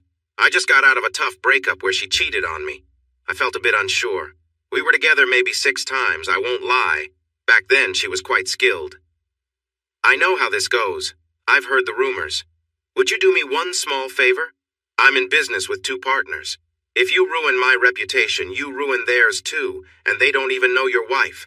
Let me sell my share to them, protect them, and then I can leave with my wife. I'm going home as soon as you leave to tell her everything. She loves her job and has a good chance of succeeding. If she decides to stay, I'll understand. I just needed to share this with you. I don't know you well, and I don't like what you're planning to do, but Rose had good things to say about you. She visited me a few weeks ago to seek advice. I told her to let you go, but I don't think she took my advice. Please stop this with me. Don't seek any more revenge. Even now, I believe it has changed you in a negative way. Don't be too hard on yourself. Try to find some peace in your life. Rose, you were right. Hurting those people didn't really make me feel better. I stopped and let the trainer be. Hurting them didn't help me deal with your betrayal, so I'm done with that. It's over. The way they describe the woman they were with doesn't match the woman you were at home. You've made it easy for so long that I can never trust you again. Jerry has the papers ready. It's pretty straightforward. You keep what you gained from your business, and I'll keep mine. It's all written in the agreements. You can have the house. The farm works for me. I prefer no shadows and no memories. I've changed my will, and now Faith will get everything. You don't need it. I had your finances looked into. Congratulations, Rose. You were always good with money. We're finished. It will be a long time before I see another sunset without thinking of that night. Before I go, if you want to say something, now is your chance. He waited patiently while she gathered herself. I'm so sorry, Charlie. Even now, I don't understand why I acted the way I did. I still want a life with you, but I know that can't happen anymore. I wake up at night and reach for you, and when I remember, I cry all over again. I want to make you an offer that I have thought about a lot. I won't fight the divorce. You deserve it. But if you ever need me for anything, call. Anything, okay? I want you to promise that if you haven't met anyone new in 2 years, you'll think about going out with me again. No strings attached, just two people trying to see if they could be together. Can you promise me that? No, Rose, I can't promise that. I can only promise that when the time comes, I'll consider it. That's the best I can do. Goodbye, Rose. Charlie left her weeping at the table. Jerry and her lawyer had reviewed the agreement, believing it was best for everyone involved. Rose didn't read it. She just signed where instructed. The next day, she called Faith, who came over and stayed for a week, comforting her during those first few days of tears. At times, Faith would visit her dad at his office and farm. He seemed a bit emotional, but was doing okay overall. Faith realized his pain ran deeper than her mother's, and she kept a close watch on him. So there it was, a fairy tale life shattered. But time goes on. Rose dedicated herself to her business and in 6 years expanded her offices significantly. She was more open now and no longer felt the need to hide. Though she preferred younger companions, she understood them well and kept things focused on her interests. At 61, she surprised everyone by marrying a man who was nearly 70. She gave her old house to Faith and moved into his small mansion. There were whispers in her offices about their relationship, suggesting that while they appeared to be in love, he faced challenges and didn't mind if she had quiet meetings with others from time to time. Faith would sometimes check in on her father, but she was busy with her own business and had met someone special. He sold veterinary supplies, mostly online, but every few months he traveled for about a week to visit the places he worked with, to see what they needed. He was tall and handsome, with a gentle approach that both animals and people responded to well. He also seemed very strong. Faith was working with a stallion that was acting out because he could sense a nearby mare. When the horse raised his head high, he nearly lifted her off the ground. Just as the stallion was about to run off, a strong hand grabbed his halter. The horse tried to shake free, but the grip held firm. The man kept talking calmly, and soon the stallion settled down. She called Nancy and her groom to take the stallion back to his stall. "Thank you," she said, extending her hand. "He was pretty excited. You really saved me. I'm Faith." "Charlie," he replied, a strange look crossing his face. "And don't underestimate yourself. The halter would have had to break before you let go." "Besides," he said, smiling and still holding her hand, "it's not just animals. Look at how silly people act around someone they're drawn to." Faith felt herself blush, realizing he was still holding her hand. His handshake was firm but friendly, and she could feel warmth from his grip. He eventually let go. "Nice to meet you, Faith. I need to get back to work now." He walked into the clinic, smiling confidently, his steps sure and purposeful. After completing her tasks, Faith felt a bit annoyed to see her assistant at the counter, chatting with Charlie. "And here she is. Faith, meet Charlie. He supplies most of our materials. He comes by sometimes, but you missed him last time when you were out delivering a colt. Charlie, this is Faith, the owner and head vet." "We've met," he said, offering his hand again. "How about lunch? I'm new here and don't know the best spots. Plus, we can write it off a salesman visiting the owner." Heather waited, expecting Faith to respond as she usually did, having turned down many men, customers, and salespeople with the same offer. Shock didn't quite capture what she felt when she heard Faith ask for a moment to get ready. She liked his truck, an F-150 with a secure cover for the back. He noticed her glance. "I prefer bigger vehicles. It gives me space to carry more samples and papers." This led them to chat about new medications available.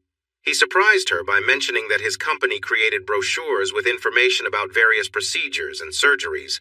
These brochures could help people understand care tips for their pets, the diseases they might face, and the warning signs to look out for. They arrived at a diner and parked next to another truck that looked similar. It was an F-250, almost identical. Faith smiled. She took his hand and headed straight for a table. A man in his late years was sitting there with a much younger woman who appeared to be pregnant and was speaking rapidly. She paused as they approached. "Hey, Carla, just one more month to go?" "Carla, this is Charlie." She turned to the older man. "Dad, meet Charlie, my future husband. And Charlie, meet my dad, your future father-in-law." Everyone but Faith looked surprised. "Just kidding. Seriously, Charlie, this is my dad, and Dad, this is my lunch date. Charlie, what's the special today?" They all calmed down. Carla and Faith chatted nonstop about the baby, while the two Charlies discussed a variety of topics, landing on business last. Charlie Sr. was keen on offering a line of do-it-yourself pet care products. When Charlie the Younger learned that he owned 4 possible stores for his products, he was stunned.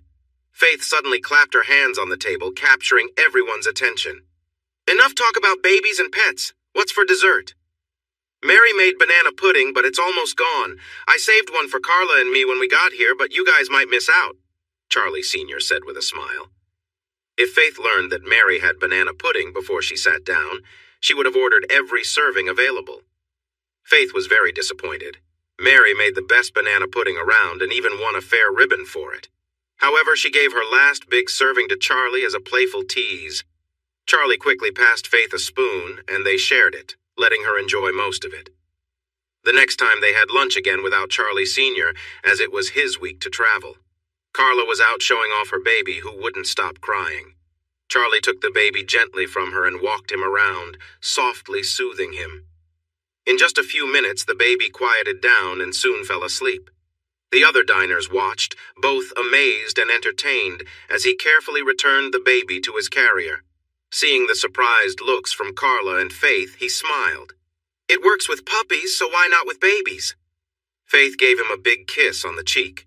"Just so you know, when our kids get sick or are teething, you're going to be the one who loses sleep. I'll just nudge you awake and turn over." Charlie smiled and said that if he got to help create the babies, it would be worth it. Faith turned red while Carla and another woman giggled. The third time he visited, they had lunch and dinner, plus a sweet moment together. They talked and texted all the time, and on his next visit, he didn't make any plans to stay overnight.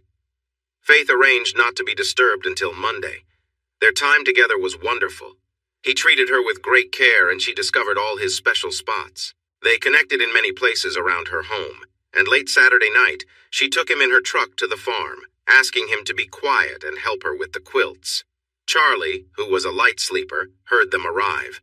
Grabbing an old item he had kept for many years, he quietly slipped out a side door and approached the barn door. Recognizing her truck, he stood beside it for a moment until he heard a few giggles. Smiling to himself, he went back inside the house and returned to bed. The next morning, the only sign he noticed of the visit was that the hay doors were open. He laughed as he shut them, remembering it was a full moon the night before. Once word got out that Charlie was single again, invitations began to pour in. He received offers for country club events, dinners, and even a cruise. He smiled politely and turned them all down. Women of all ages made their pitches to him. At first it felt too soon. Then it became a game. He would announce where he planned to have lunch, knowing his assistant would tell her friends, then he would go somewhere else. The places he skipped often saw an increase in healthy meal orders. He even put up a fence and a gate at his driveway, giving controllers only to himself and Faith. That didn't mean he didn't enjoy himself. He often dated while away on business trips. He was so impressed by one woman that he took her to the farm. 2 weekends later, he overheard her on the phone talking about all the changes she would make if they got serious. He decided never to see her again. 10 months before his 60th birthday, he heard a buzz at the gate. He felt a bit annoyed by the interruption and answered shortly on the radio. "Who is it?" "It's your cousin Cindy. Please open the gate quickly. My car might break down any minute." "I don't remember a cousin named Cindy." "By marriage, not blood. I'm Devin's wife. I have kids with me. Are you going to let me in?" He frowned. Devin had tried to take advantage of him in the past, but Cindy didn't say anything bad about him, and she did mention the kids. He decided to open the gate. A faded old minivan pulled up beside his truck, making strange sounds as if it could stop at any moment. 3 kids jumped out, asking where the bathroom was. A young girl, about 13, came out, and he was surprised by how much she looked like Faith at that age. She was holding the hand of a small girl who looked about 3. Cindy was the last to come out, clearly nervous. She took a deep breath and straightened up. "I'm not going to sugarcoat this. I'm really struggling here. Devin did something similar to me as he tried to do to you. The difference is, he got away with it with me. He took our good car and grabbed all the money he could, then vanished. I could only keep my rings because they were still on my finger. I managed to sell them for gas money. I didn't expect the gas mileage to be so bad, and it took everything I had to get here." The little girl started to fuss, and the 13-year-old directly asked Charlie for some food for her sister. He was shocked to learn that none of them had eaten since lunch the day before, and now it was dinner time. He led them to the kitchen. "I have cheese and crackers. Give those to snack on. Here, give the little one some cereal. It will fill her up faster. Your mother and I will handle dinner." He had planned to smoke a pork loin, but instead he cut it into pieces and grilled it. One of the neighbors had given him a dozen ears of corn, so he put those on the grill too. He assigned Cindy and Faith to make tea and lemonade. Cindy found some cabbage and made slaw, while Faith microwaved potatoes. In about 45 minutes, everything was ready. He felt anger towards his cousin as he watched the kids eat eagerly, worried about when they might eat again. After they finished, he went to the barn and made a phone call. The new county sheriff was John Goins, a retired SBI agent. With great qualifications, he was just unfortunate to be a Democrat in a strongly Republican county. Still, he had done better than Sheriff Andy Rogers in his first run. Maybe next time people would be open to a change. 10 months before the next election, Charlie decided to visit John. Straightforward, he asked if John was thinking about running again. "I want to, but I'm not sure I'll have enough support this year." "Look me in the eye, John. Tell me you are a good man, one who will follow the law fairly, a man who wouldn't betray a friend." "I'm your man, Charlie." "I don't want you to be my man, John. I want you to be the county's man. I need you to talk to the campaign planners I brought here and get back to me. That's all I ask." He got into his truck and drove off. The men he wanted John to talk to were used to working on larger campaigns and guided him on what he needed to do. John reviewed the plan. "This is going to require a lot of money I'm unsure I can gather. It's all been arranged. 4 different groups have already given a lot of money, and more will come along with individual donations. You don't need to worry about that." "Why is he doing this? If he wants someone to control, I'm not interested." "He didn't say. All he mentioned was that he wanted you to be sheriff. I've been around a long time, so don't turn down a good offer. I think it might be personal between Charlie and Andy, but I won't ask unless it affects your chance of winning the election. Now listen closely." Suddenly, billboards appeared everywhere. Sheriff Andy wasn't worried. He had beaten John Goins before. However, people he thought would support him, even some who weren't Democrats, rallied behind his opponent. Andy still wasn't too worried. He had Charlie Barton in his corner. Charlie had spent a lot of money on his last campaign and had spoken to many voters, bringing them to his side. It might be a closer race this year, but he was still confident. No one in their right mind would run against Andy in the primary, and John won his race easily, defeating his closest challenger by over 10,000 votes. Charlie hadn't come forward yet. Andy, feeling more anxious than he wanted to admit, decided to visit him. Charlie was waiting on the porch. Andy was surprised to see kids playing nearby on what looked like a new swing set. He had a little girl on his lap, gently swinging her to help her nap. A teenage girl stood nearby, ready to take the child once she fell asleep. Charlie called her over. "She's asleep, Faith. You can take her inside and ask your mom to bring out a couple of glasses of tea, okay?"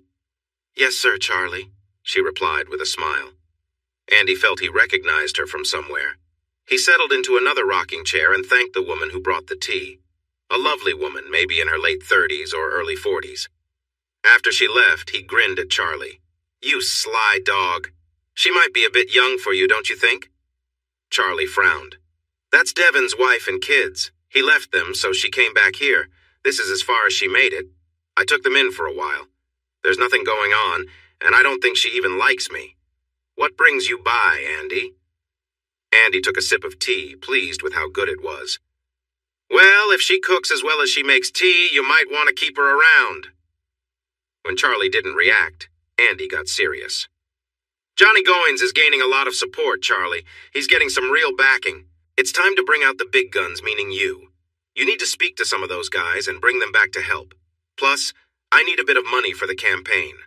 Those billboards and banners aren't cheap. How in the world did he raise funds for TV ads? Those costs are outrageous."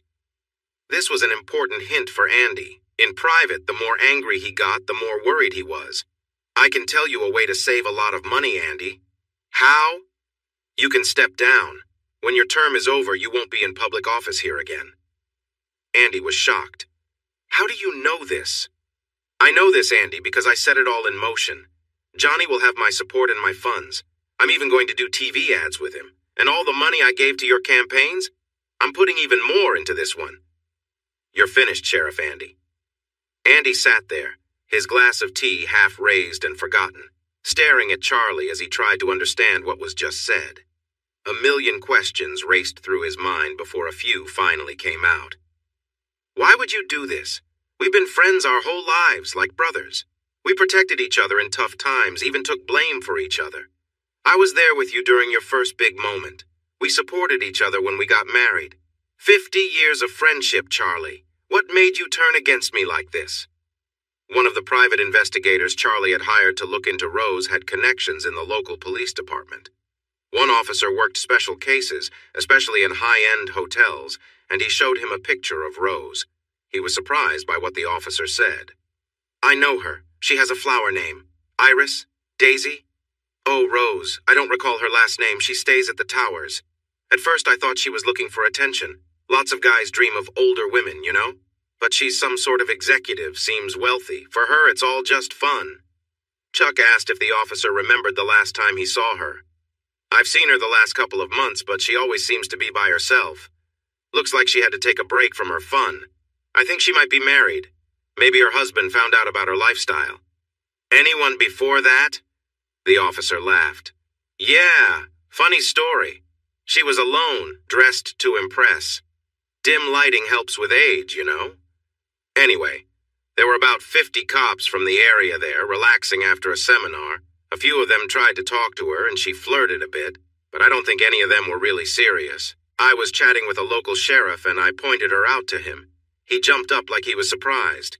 Soon she called his name, and he sat back down.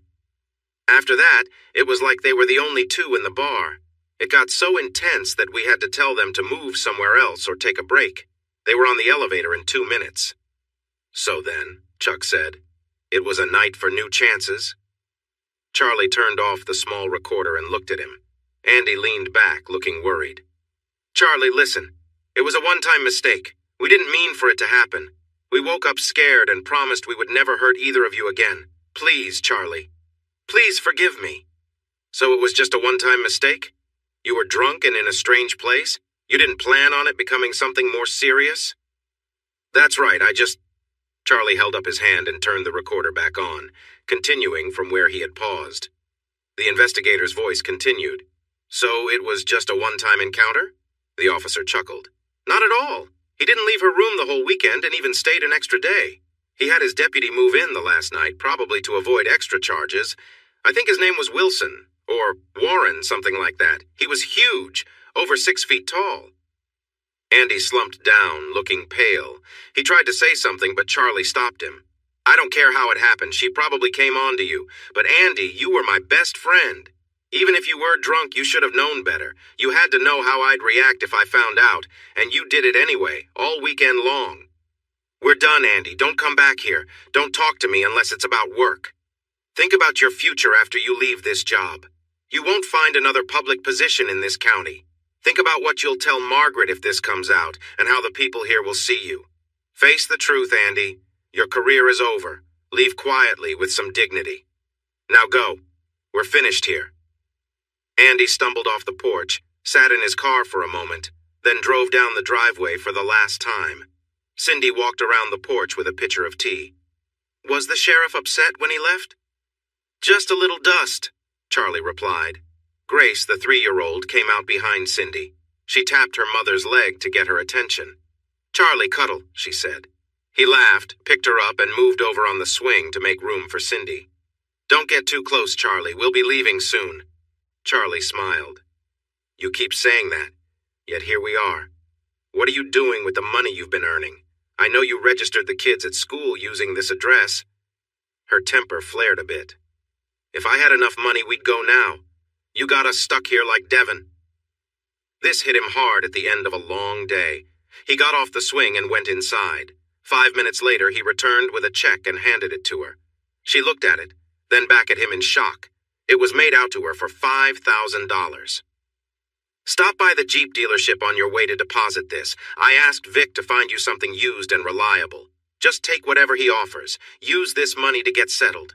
You can start at the store next Monday. It won't pay a lot, but it will help with bills, and the kids will get free daycare. Do you think you can be ready by Friday?" Cindy was taken aback. This was not the response she expected. She thought she might stir him up a bit and get him to notice her more. While she thought about what to say, she heard a sob and turned to see her daughter, Faith. Charlie had reacted when she introduced her, and she had smiled. "Yes, I borrowed her name because I always liked it. I thought it stood for my future. I really got that wrong." Faith and Grace, the youngest, had really connected with him. They were at the age where they needed a father figure. Charlie even took Faith with him sometimes to visit his daughter. Faith met Charlie a few weeks after learning about his guests. She smiled when she was introduced to the new Faith and observed how much the girl looked like her at that age, even finding an old photo album to show her. "Well, to avoid any mix-ups, I'll call you Faith Jr. when I'm around, okay?" As time passed, she became known simply as Junior, and she beamed every time someone said it. She was excited when Faith promised her a part-time job next summer when she turned old enough to work. Cindy turned back to Charlie, her voice gentler. "It doesn't have to be right away. We don't need to rush." "You're right. I was getting too close. It will be harder for me when you leave. Speaking of spending time together, I told Hope and the twins we'd go fishing today. Maybe we can catch enough for a fish fry tomorrow. I need to get everything ready." He left her sitting on the swing. She sat with her head in her hands, listening to Faith busy in the kitchen. Hope was her 11-year-old daughter, and the twins were Jack and Jesse, who were 9. He'd taken them to the store and got them simple fishing rods and a filled tackle box. They drove to his old house, which was now Faith's, to visit the lake he built years ago. The younger Charlie was awake, and they all walked down to the lake. Soon the kids were holding their fishing rods, watching the bobbers closely. Faith went back to the house and returned with drinks and folding chairs for the adults. She was the only one who got to sit and relax while both Charlies kept busy baiting hooks and taking off fish, patiently teaching the children. They stayed for 2 hours, catching plenty for the fish fry. The twins teased Hope because they caught more fish, saying girls couldn't fish as well as boys, but then Hope's rod started to pull down hard. After 20 minutes of coaching from both Charlies, Hope landed an 8-pound catfish, which was much bigger than what the boys had caught.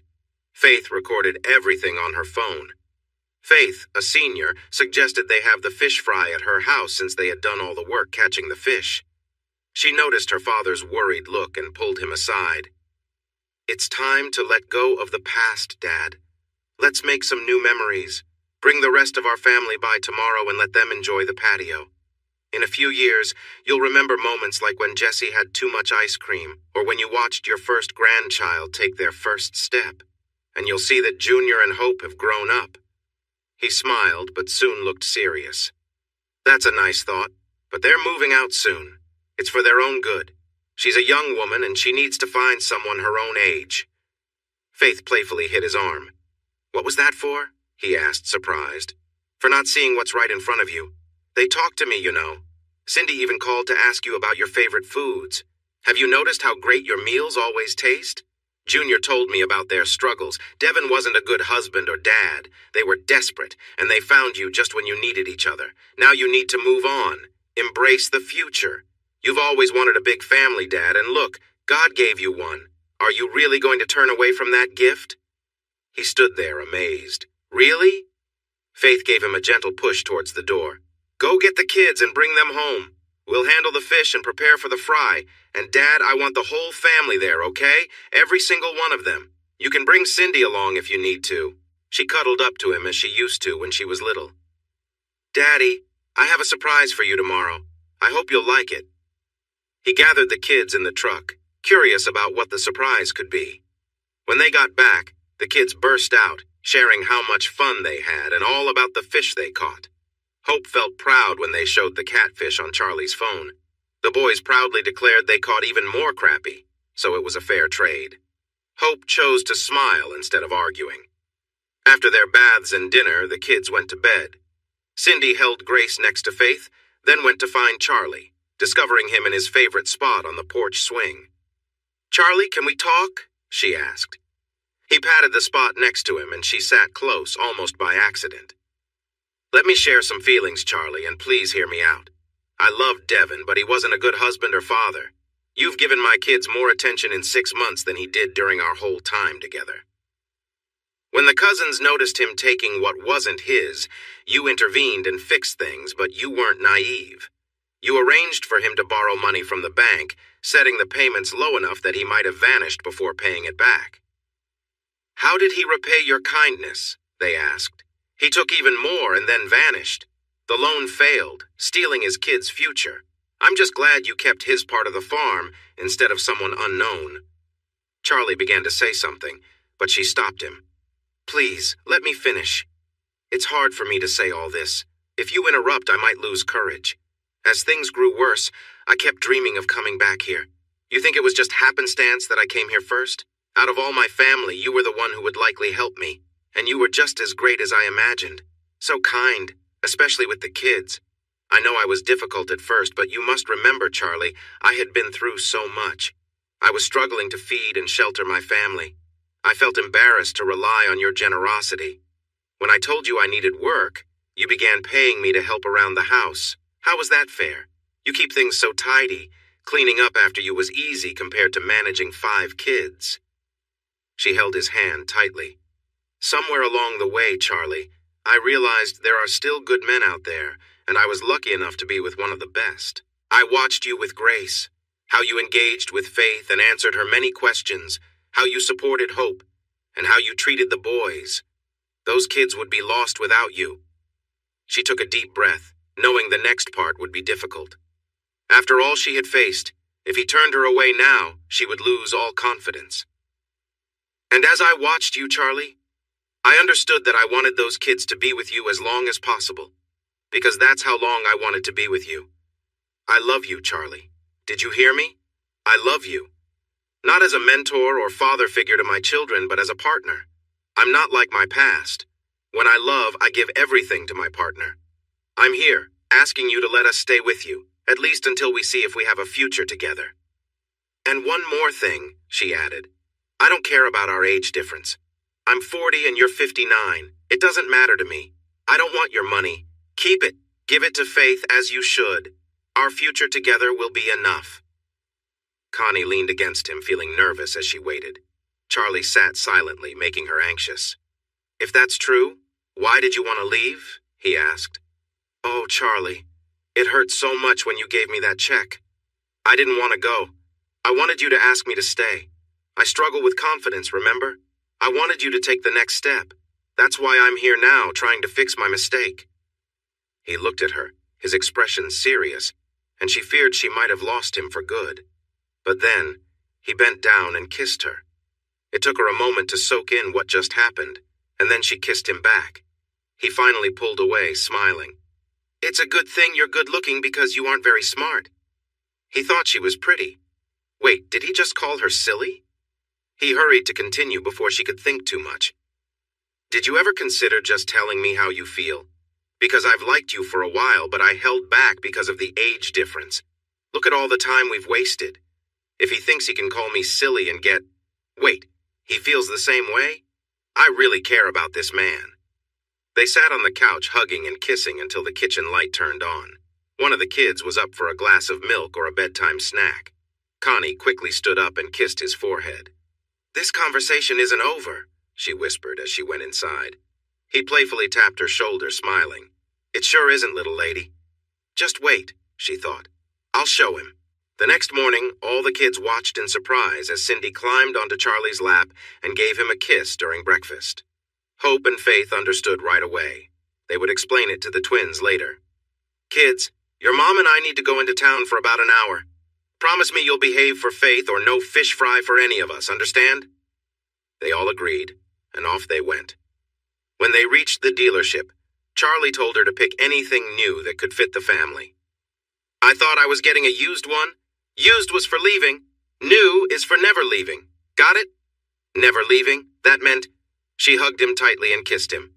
The sales manager watched with a smile. This would be fun to share with everyone at the diner. 90 minutes later, Connie was driving her new van home. Home! It felt great to think that. The kids jumped out to check out their new vehicle. When they arrived, Faith smiled. It seemed Dad was still able to learn new tricks. She hugged and kissed all the kids, including Grace, who was happily held by Charlie. "Connie, Jr., can you help me with the food? TY has been cooking for a while. There should be enough to start with." It was a lovely afternoon. They ate and relaxed. Faith had set up the badminton net, and she and Junior played against Hope and Charlie. The boys discovered the horseshoe pits, and Charlie showed them the basics before joining Connie and Grace for some fun with colorful balls. When it was time to leave, Junior brought out an overnight bag. It looked like she and Grace were having a sleepover. Hope and the boys were tired and fell asleep right after their baths. Charlie and Connie soon found themselves sharing sweet moments on the porch swing, hands intertwined and smiles bright. "Ah, if it weren't for the kids." Connie laughed, asking, "What about the kids? If this happens, you're going to be stuck here with me. They will hear us sooner or later. I still wish we had some privacy." "Well, unless you know another spot I don't, we'll just have to wait."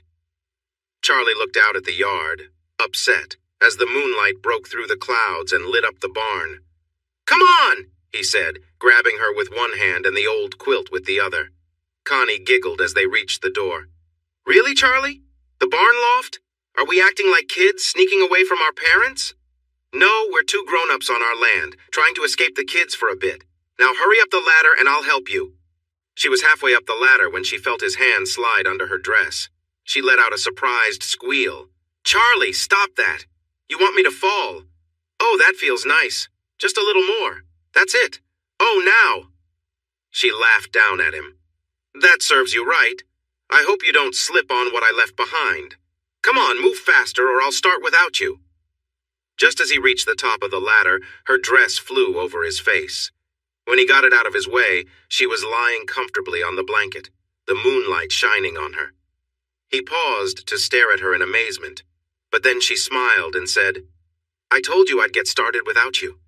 Come over here and see if you can keep up before you tire out." She felt a rush of excitement. Maybe this loft idea wasn't so bad after all. She was certain the kids would have been knocking on the door in no time. She giggled in joy, feeling carefree and delighted. Rose felt older now and lonely. She was making good money, probably as much as Charlie, but she knew it wasn't a competition. Charlie only cared about money to ensure he could take care of those he loved. Over the past 5 years, she had many different partners. They ranged in age, including a 19-year-old who was quite energetic. The moments shared were thrilling, but afterward she felt empty. Rarely did they stay the night, and when they left, Rose would curl up and dream of being held tightly all night. Andy had called her after his run-in with Charlie. She didn't feel sorry for him. "You should have slipped away right after we were together. You're the one who wanted to stay the weekend. You better hope Charlie never finds out the truth. I can't believe you talked me into that." Charlie really cared about William's wife, so if he found out for sure, he would tell her right away. The conversation took a turn, but it made her think about Charlie again. She had seen him 3 times in the last 4 years, twice at funerals and once at a restaurant when he was visiting one of his stores. She thought about saying hi, but he was with a woman, and it seemed like they were enjoying each other's company. The way they interacted made that idea go away. Oddly, she felt a little jealous. She wished that woman would keep her distance.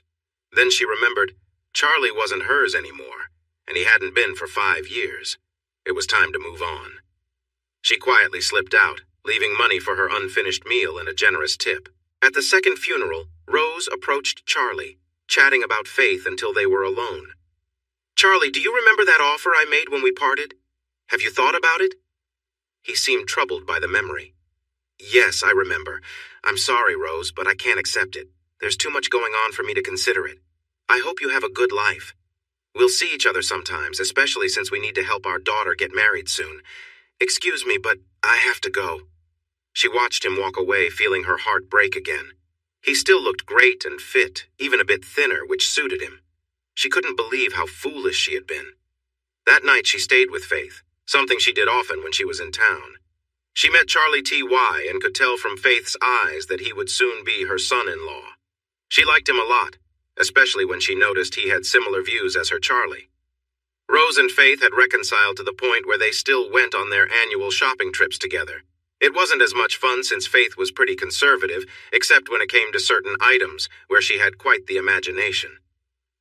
Rose looked at some pieces and thought how she wished such things had been around when she and Charlie were younger. If they had been, maybe he wouldn't have aged so much. She figured Faith was shopping for her Charlie. She made a comment about one selection.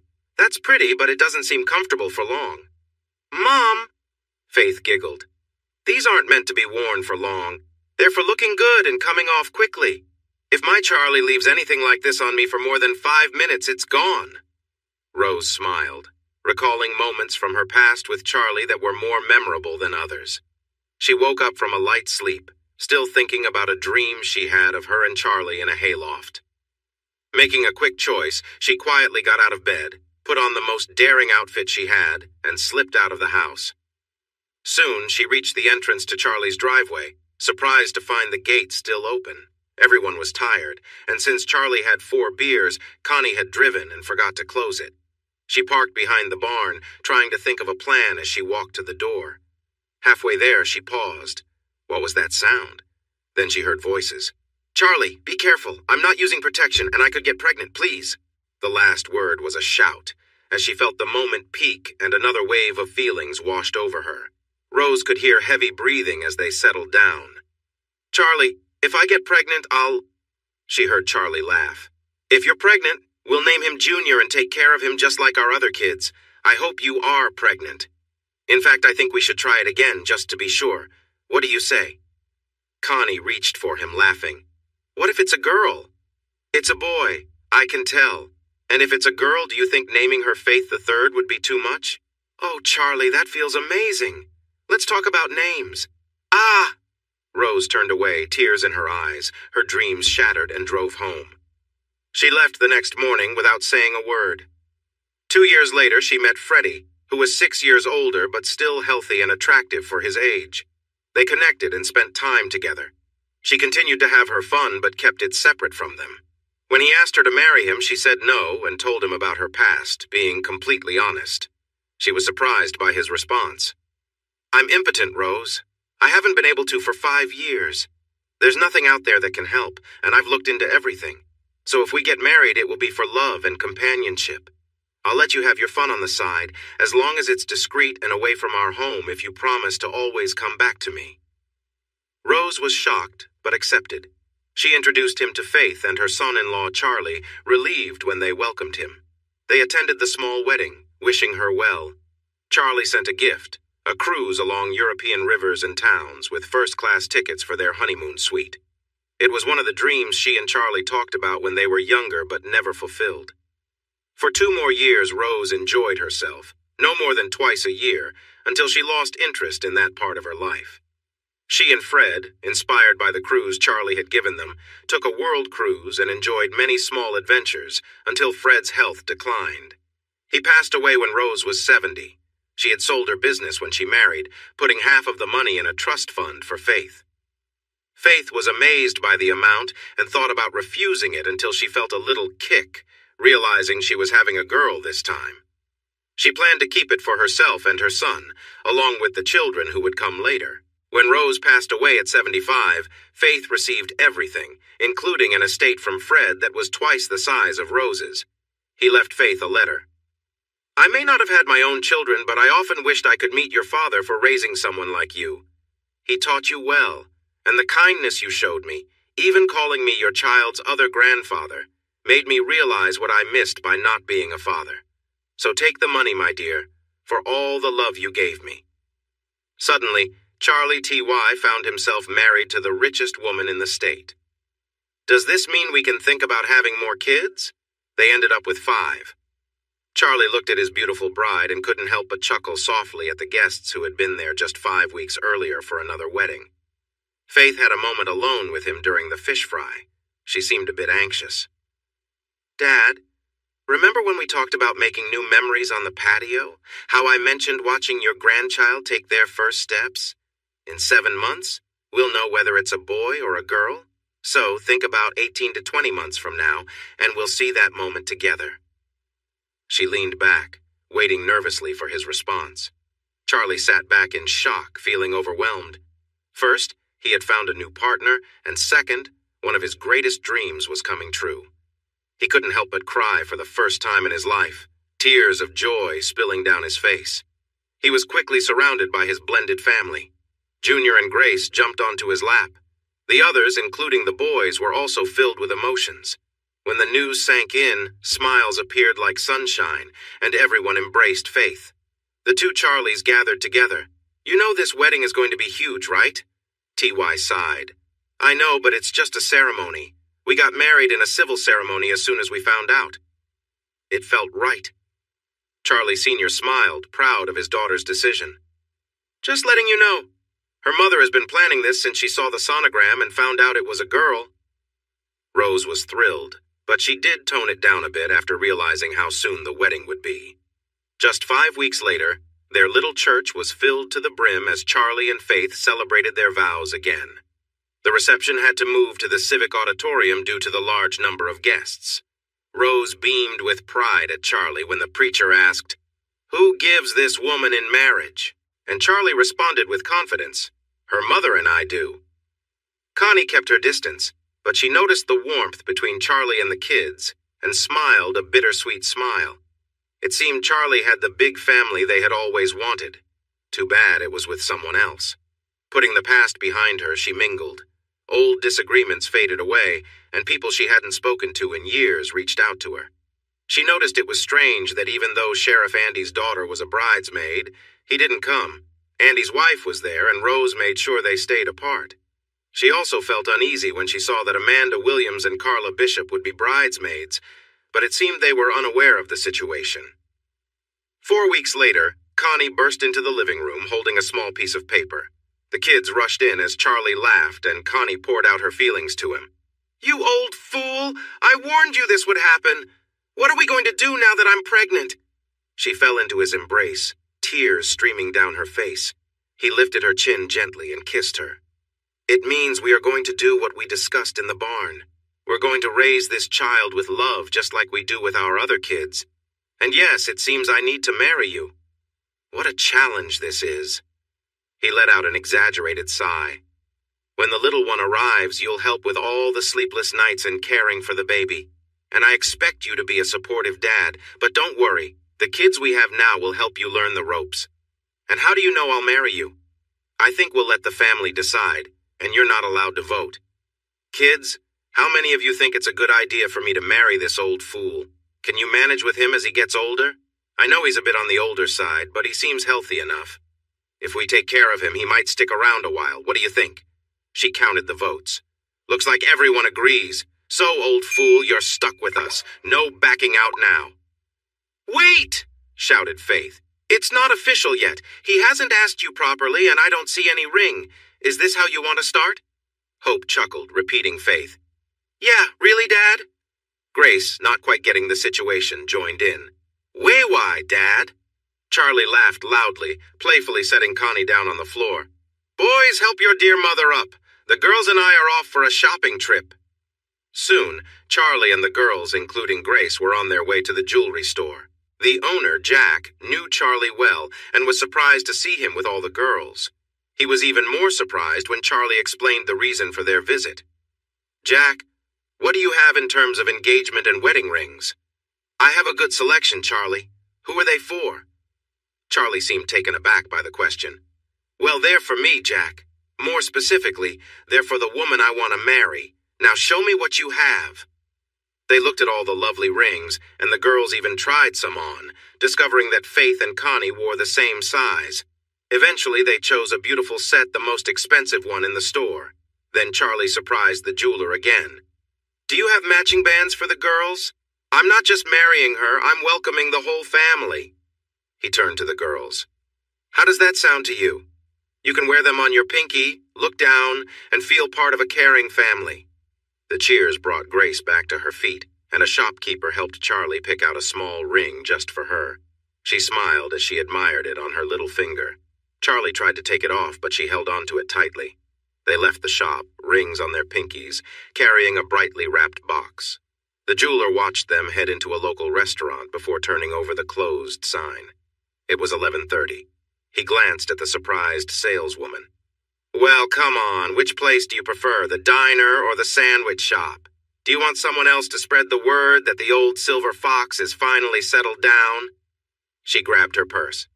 I'll take the sandwich shop, you take the diner. I probably won't be back until 1:30. Jack nodded. Good idea. See you then. They went out in different directions, almost rushing. By the end of the day, everyone in the area knew about the engagement. Charlie and the girls enjoyed their meal and the attention.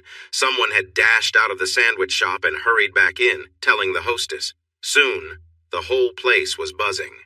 Finally, one of the oldest women in the restaurant approached him. This woman had been his babysitter and had taught him to play the piano, a skill he still enjoyed. Is it true, Charlie? He was about to tease her, but decided to let her have this moment. Yes, it is, Mabel. Let me introduce my new daughters. This is Faith, this is Hope, and this little one is Grace. They will all need lessons. Do you think you have room for them? I have a couple of boys too, but I'm not sure if they are interested. I will give you a call. Now, Mabel, it's time for me to take my girls home. See you later. Charlie noticed how quickly the 76-year-old woman moved toward her friends, surprising him.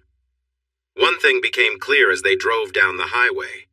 In all the excitement, no one had thought to ask who he was marrying. He could just imagine that driving them wild. Connie and the boys were waiting on the porch. Connie jumped in as soon as he parked. Listen here, old goat. Just because you buy a ring doesn't mean I will like it. I might not want, oh my, that is so beautiful. Charlie dropped to his knee. It's yours, little girl, or it will be as soon as you say yes. Connie, will you marry me? Yes! Her excitement was so loud that it startled horses 2 farms away. Then she sat in his lap, overwhelmed with joy.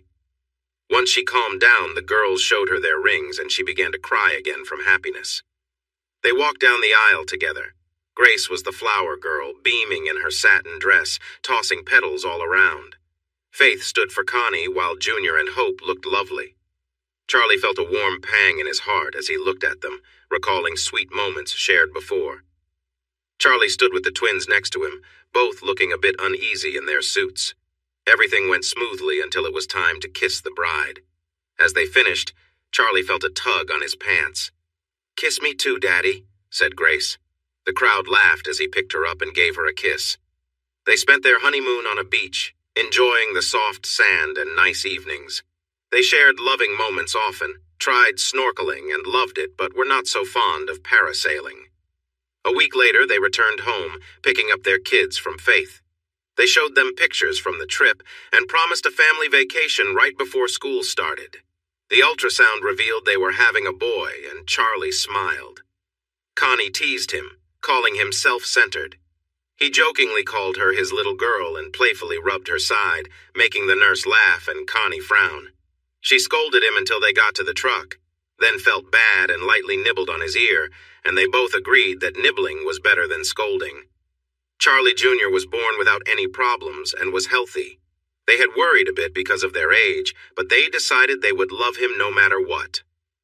Over the years, Faith enjoyed introducing everyone. Hi, I'm Faith. This is my little sister Faith. This is my husband Charlie, my father Charlie, and my brother Charlie. We don't have many creative names. Faith had 2 daughters. She named one Rose after her mother and the other Constance after her stepmother. This really helped with the name confusion. As Charlie thought about his children near the end of his life, he realized that Faith Jr. was the closest to him. She worked one season with her sister, but decided she didn't like working with sick animals. She cared for their clinic cat, Lady Gray, who only had 3 legs but moved beautifully. Faith Sr. mentioned that there was a story about the cat, but Faith Jr. was too young to hear it yet. So she began spending after-school time and summers following her new dad around. She worked part-time at the garden center and learned the hardware business from the ground up. She was in advanced classes in school and would graduate at 17, already accepted into 4 excellent business programs. She was set to take over when Charlie stepped down. Hope, it turned out, had a talent for gardening. At 13, she convinced Charlie to buy her a tiller and give her a small piece of land, growing much of their family's food there. Soon, she persuaded him to buy a nearly extinct breed of sheep for a conservation project. Next, she introduced a rare breed of pony, bringing the boys into the mix. Together, they built one of the most respected breeding programs in the country. It seems Hope may follow in Faith's footsteps with her career choices. I bought her a small tractor and some tools, and I got one of the cousins to teach her how to use it safely. I had to stop letting the cousins keep their hay in my barn because she was using it now. She was 17 and smiled at me while we stacked the hay in the loft with the boys passing it up to us. It seemed she liked the smaller bales instead of the big round ones. "Now, Dad, I'm going to feed this to my animals, so please don't mess up the bales, okay?" I just smiled, knowing that when we felt like it, we'd climb the ladder for more fun. Little Grace wasn't so little anymore. At 10 years old, she was looking more like her mother every day. I felt nervous about Hope and Junior dating. I probably needed to buy more shotguns. Grace was a talented piano player, playing pieces that amazed everyone around. A school 4 states away wanted her to live there to study, but she would only agree to spend half her summers there. I knew that as she grew more confident, it wouldn't be long before she made the big move, and while I didn't like it, I knew I couldn't hold back her talent. That left Junior, still just learning to walk. I would have kids around for a long time, and I loved every moment. With the money I had saved, they would all have a secure future, but I put it in trust funds for them with some rules. They had to finish college, and if they didn't, the trust would be held for an extra 5 years. They also had to work and manage their money for 2 years before they could access the trust. I apologized to Faith Sr. for using some of her inheritance. She laughed and said her mother would make up any loss, and she didn't want to stop her siblings from getting their shares. The truth came out a few years after Sheriff Andy lost his election and his wife left him. He started working for a private investigator 2 states away, earning good money, until he had to start paying alimony. He married again years later, but that marriage lasted only 4 years. He found out she was unfaithful while he was looking into someone else's relationship. He discovered that she was involved with a woman he was investigating. They divorced, and he never married again. When Amanda found out, she divorced him, not just for that, but also because she had caught him with another woman. This time, it was with an assistant district attorney. When a case fell apart due to the affair, the new sheriff fired him. Curiously, a year later, Amanda started dating John. He was 12 years older than her, but after she told Charlie about it one day at lunch, she smiled and said, "Apparently, older guys are more trustworthy." They got married when she was 38 and he was 50. Carla lived with her husband until he passed away 48 years later. She never remarried and retired as chief detective for the county. 2 years later, she came out of retirement to run for sheriff after John stepped down. She won her election and served 2 full terms before retiring from public life. Charlie passed away 2 months after his 79th birthday, only weeks after seeing his youngest son graduate from high school. Cindy, his wife, chose not to remarry and joined him 15 years later, resting beside him in the Baptist cemetery. Rose, Charlie's close friend, had been cremated years earlier, with her ashes spread into the ocean alongside her husband Fred's at one of their favorite vacation spots. When Charlie passed, the community came together for his funeral. It was held at the local high school football stadium to accommodate the large crowd. 800 people from Barton volunteered to carry his casket, but since they couldn't all do so, a lottery was held to select the bearers. The rest walked ahead of the casket in a show of respect, forming a procession that included a horse-drawn hearse led by the ponies Hope had raised. Sheriff Carla led the somber march.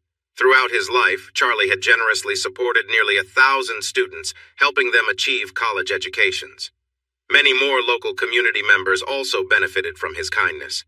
At his funeral, attendees included members of Congress, state governors, law enforcement officials, educators, lawyers, scientists, business leaders, and even a few well-known actors and public figures. All were there to honor Charlie's generosity and influence in their lives, though Charlie had been known as a force to reckon with in difficult situations. Any stories of his stern dealings were never widely shared, both because few would believe them and because he kept such matters very private. Bobby Peterson, meanwhile, had found himself in a very different place. He awoke in prison, dealing with the pain of a broken nose, a welcome gift from a fellow inmate.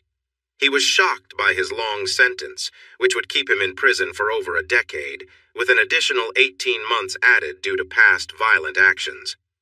To make matters worse, he was sent to Rockwell, a facility with a tough reputation, where conditions were far from easy. On his first day, he found himself assigned to share a cell with a towering, intimidating man who quickly made it clear that Bobby's life in prison would be difficult. This cellmate informed Bobby that he was under strict rules. He was expected to follow directions without question. Bobby was now under his influence, left with little choice but to adapt to this new, harsh reality. Over time, Bobby faced the hardships of prison life, adjusting to his circumstances under the strict watch of his cellmate. "You need to show your new daddy how special you are." Bobby cried softly as he got ready, then knelt down and moved over. Charlie was right. He felt weak and almost fainted. After 6 months, Bobby had changed so much that people began to notice him more. His daddy sometimes let others spend time with him, and some even marked their signs on his skin. By the 5th year, there was hardly any space left for more marks. He had a new daddy by then, someone who had a way to keep him safe. This new daddy was kinder and didn't want to share him. Bobby, having been in that environment, fell in love. He felt very sad when his daddy had to leave. After 3 months of being passed around, he was freed early for good behavior. His father had stopped visiting him after 6 years, and there was no one waiting for him. As the crowd got smaller, he spotted his prison daddy, the one he liked, waiting for him. He rushed into his arms and they went home together. His daddy helped him change his appearance, getting him a few enhancements and helping him look his best. Bobby began to work at a cosmetics counter while also fixing motorcycles, and a year later they got married. So, in his own way, despite all he went through, he found happiness in the end. Bobby read about the news of his daddy's passing, which made headlines because of the people who attended the funeral. It didn't affect him much. At that time, his adopted child was teething and quite fussy.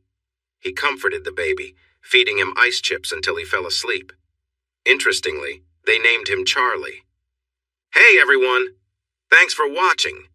Don't forget to subscribe and turn on notifications so you won't miss any of the exciting stories we have coming up. What do you think about the characters in this story? Let us know in the comments. We'd love to hear from you.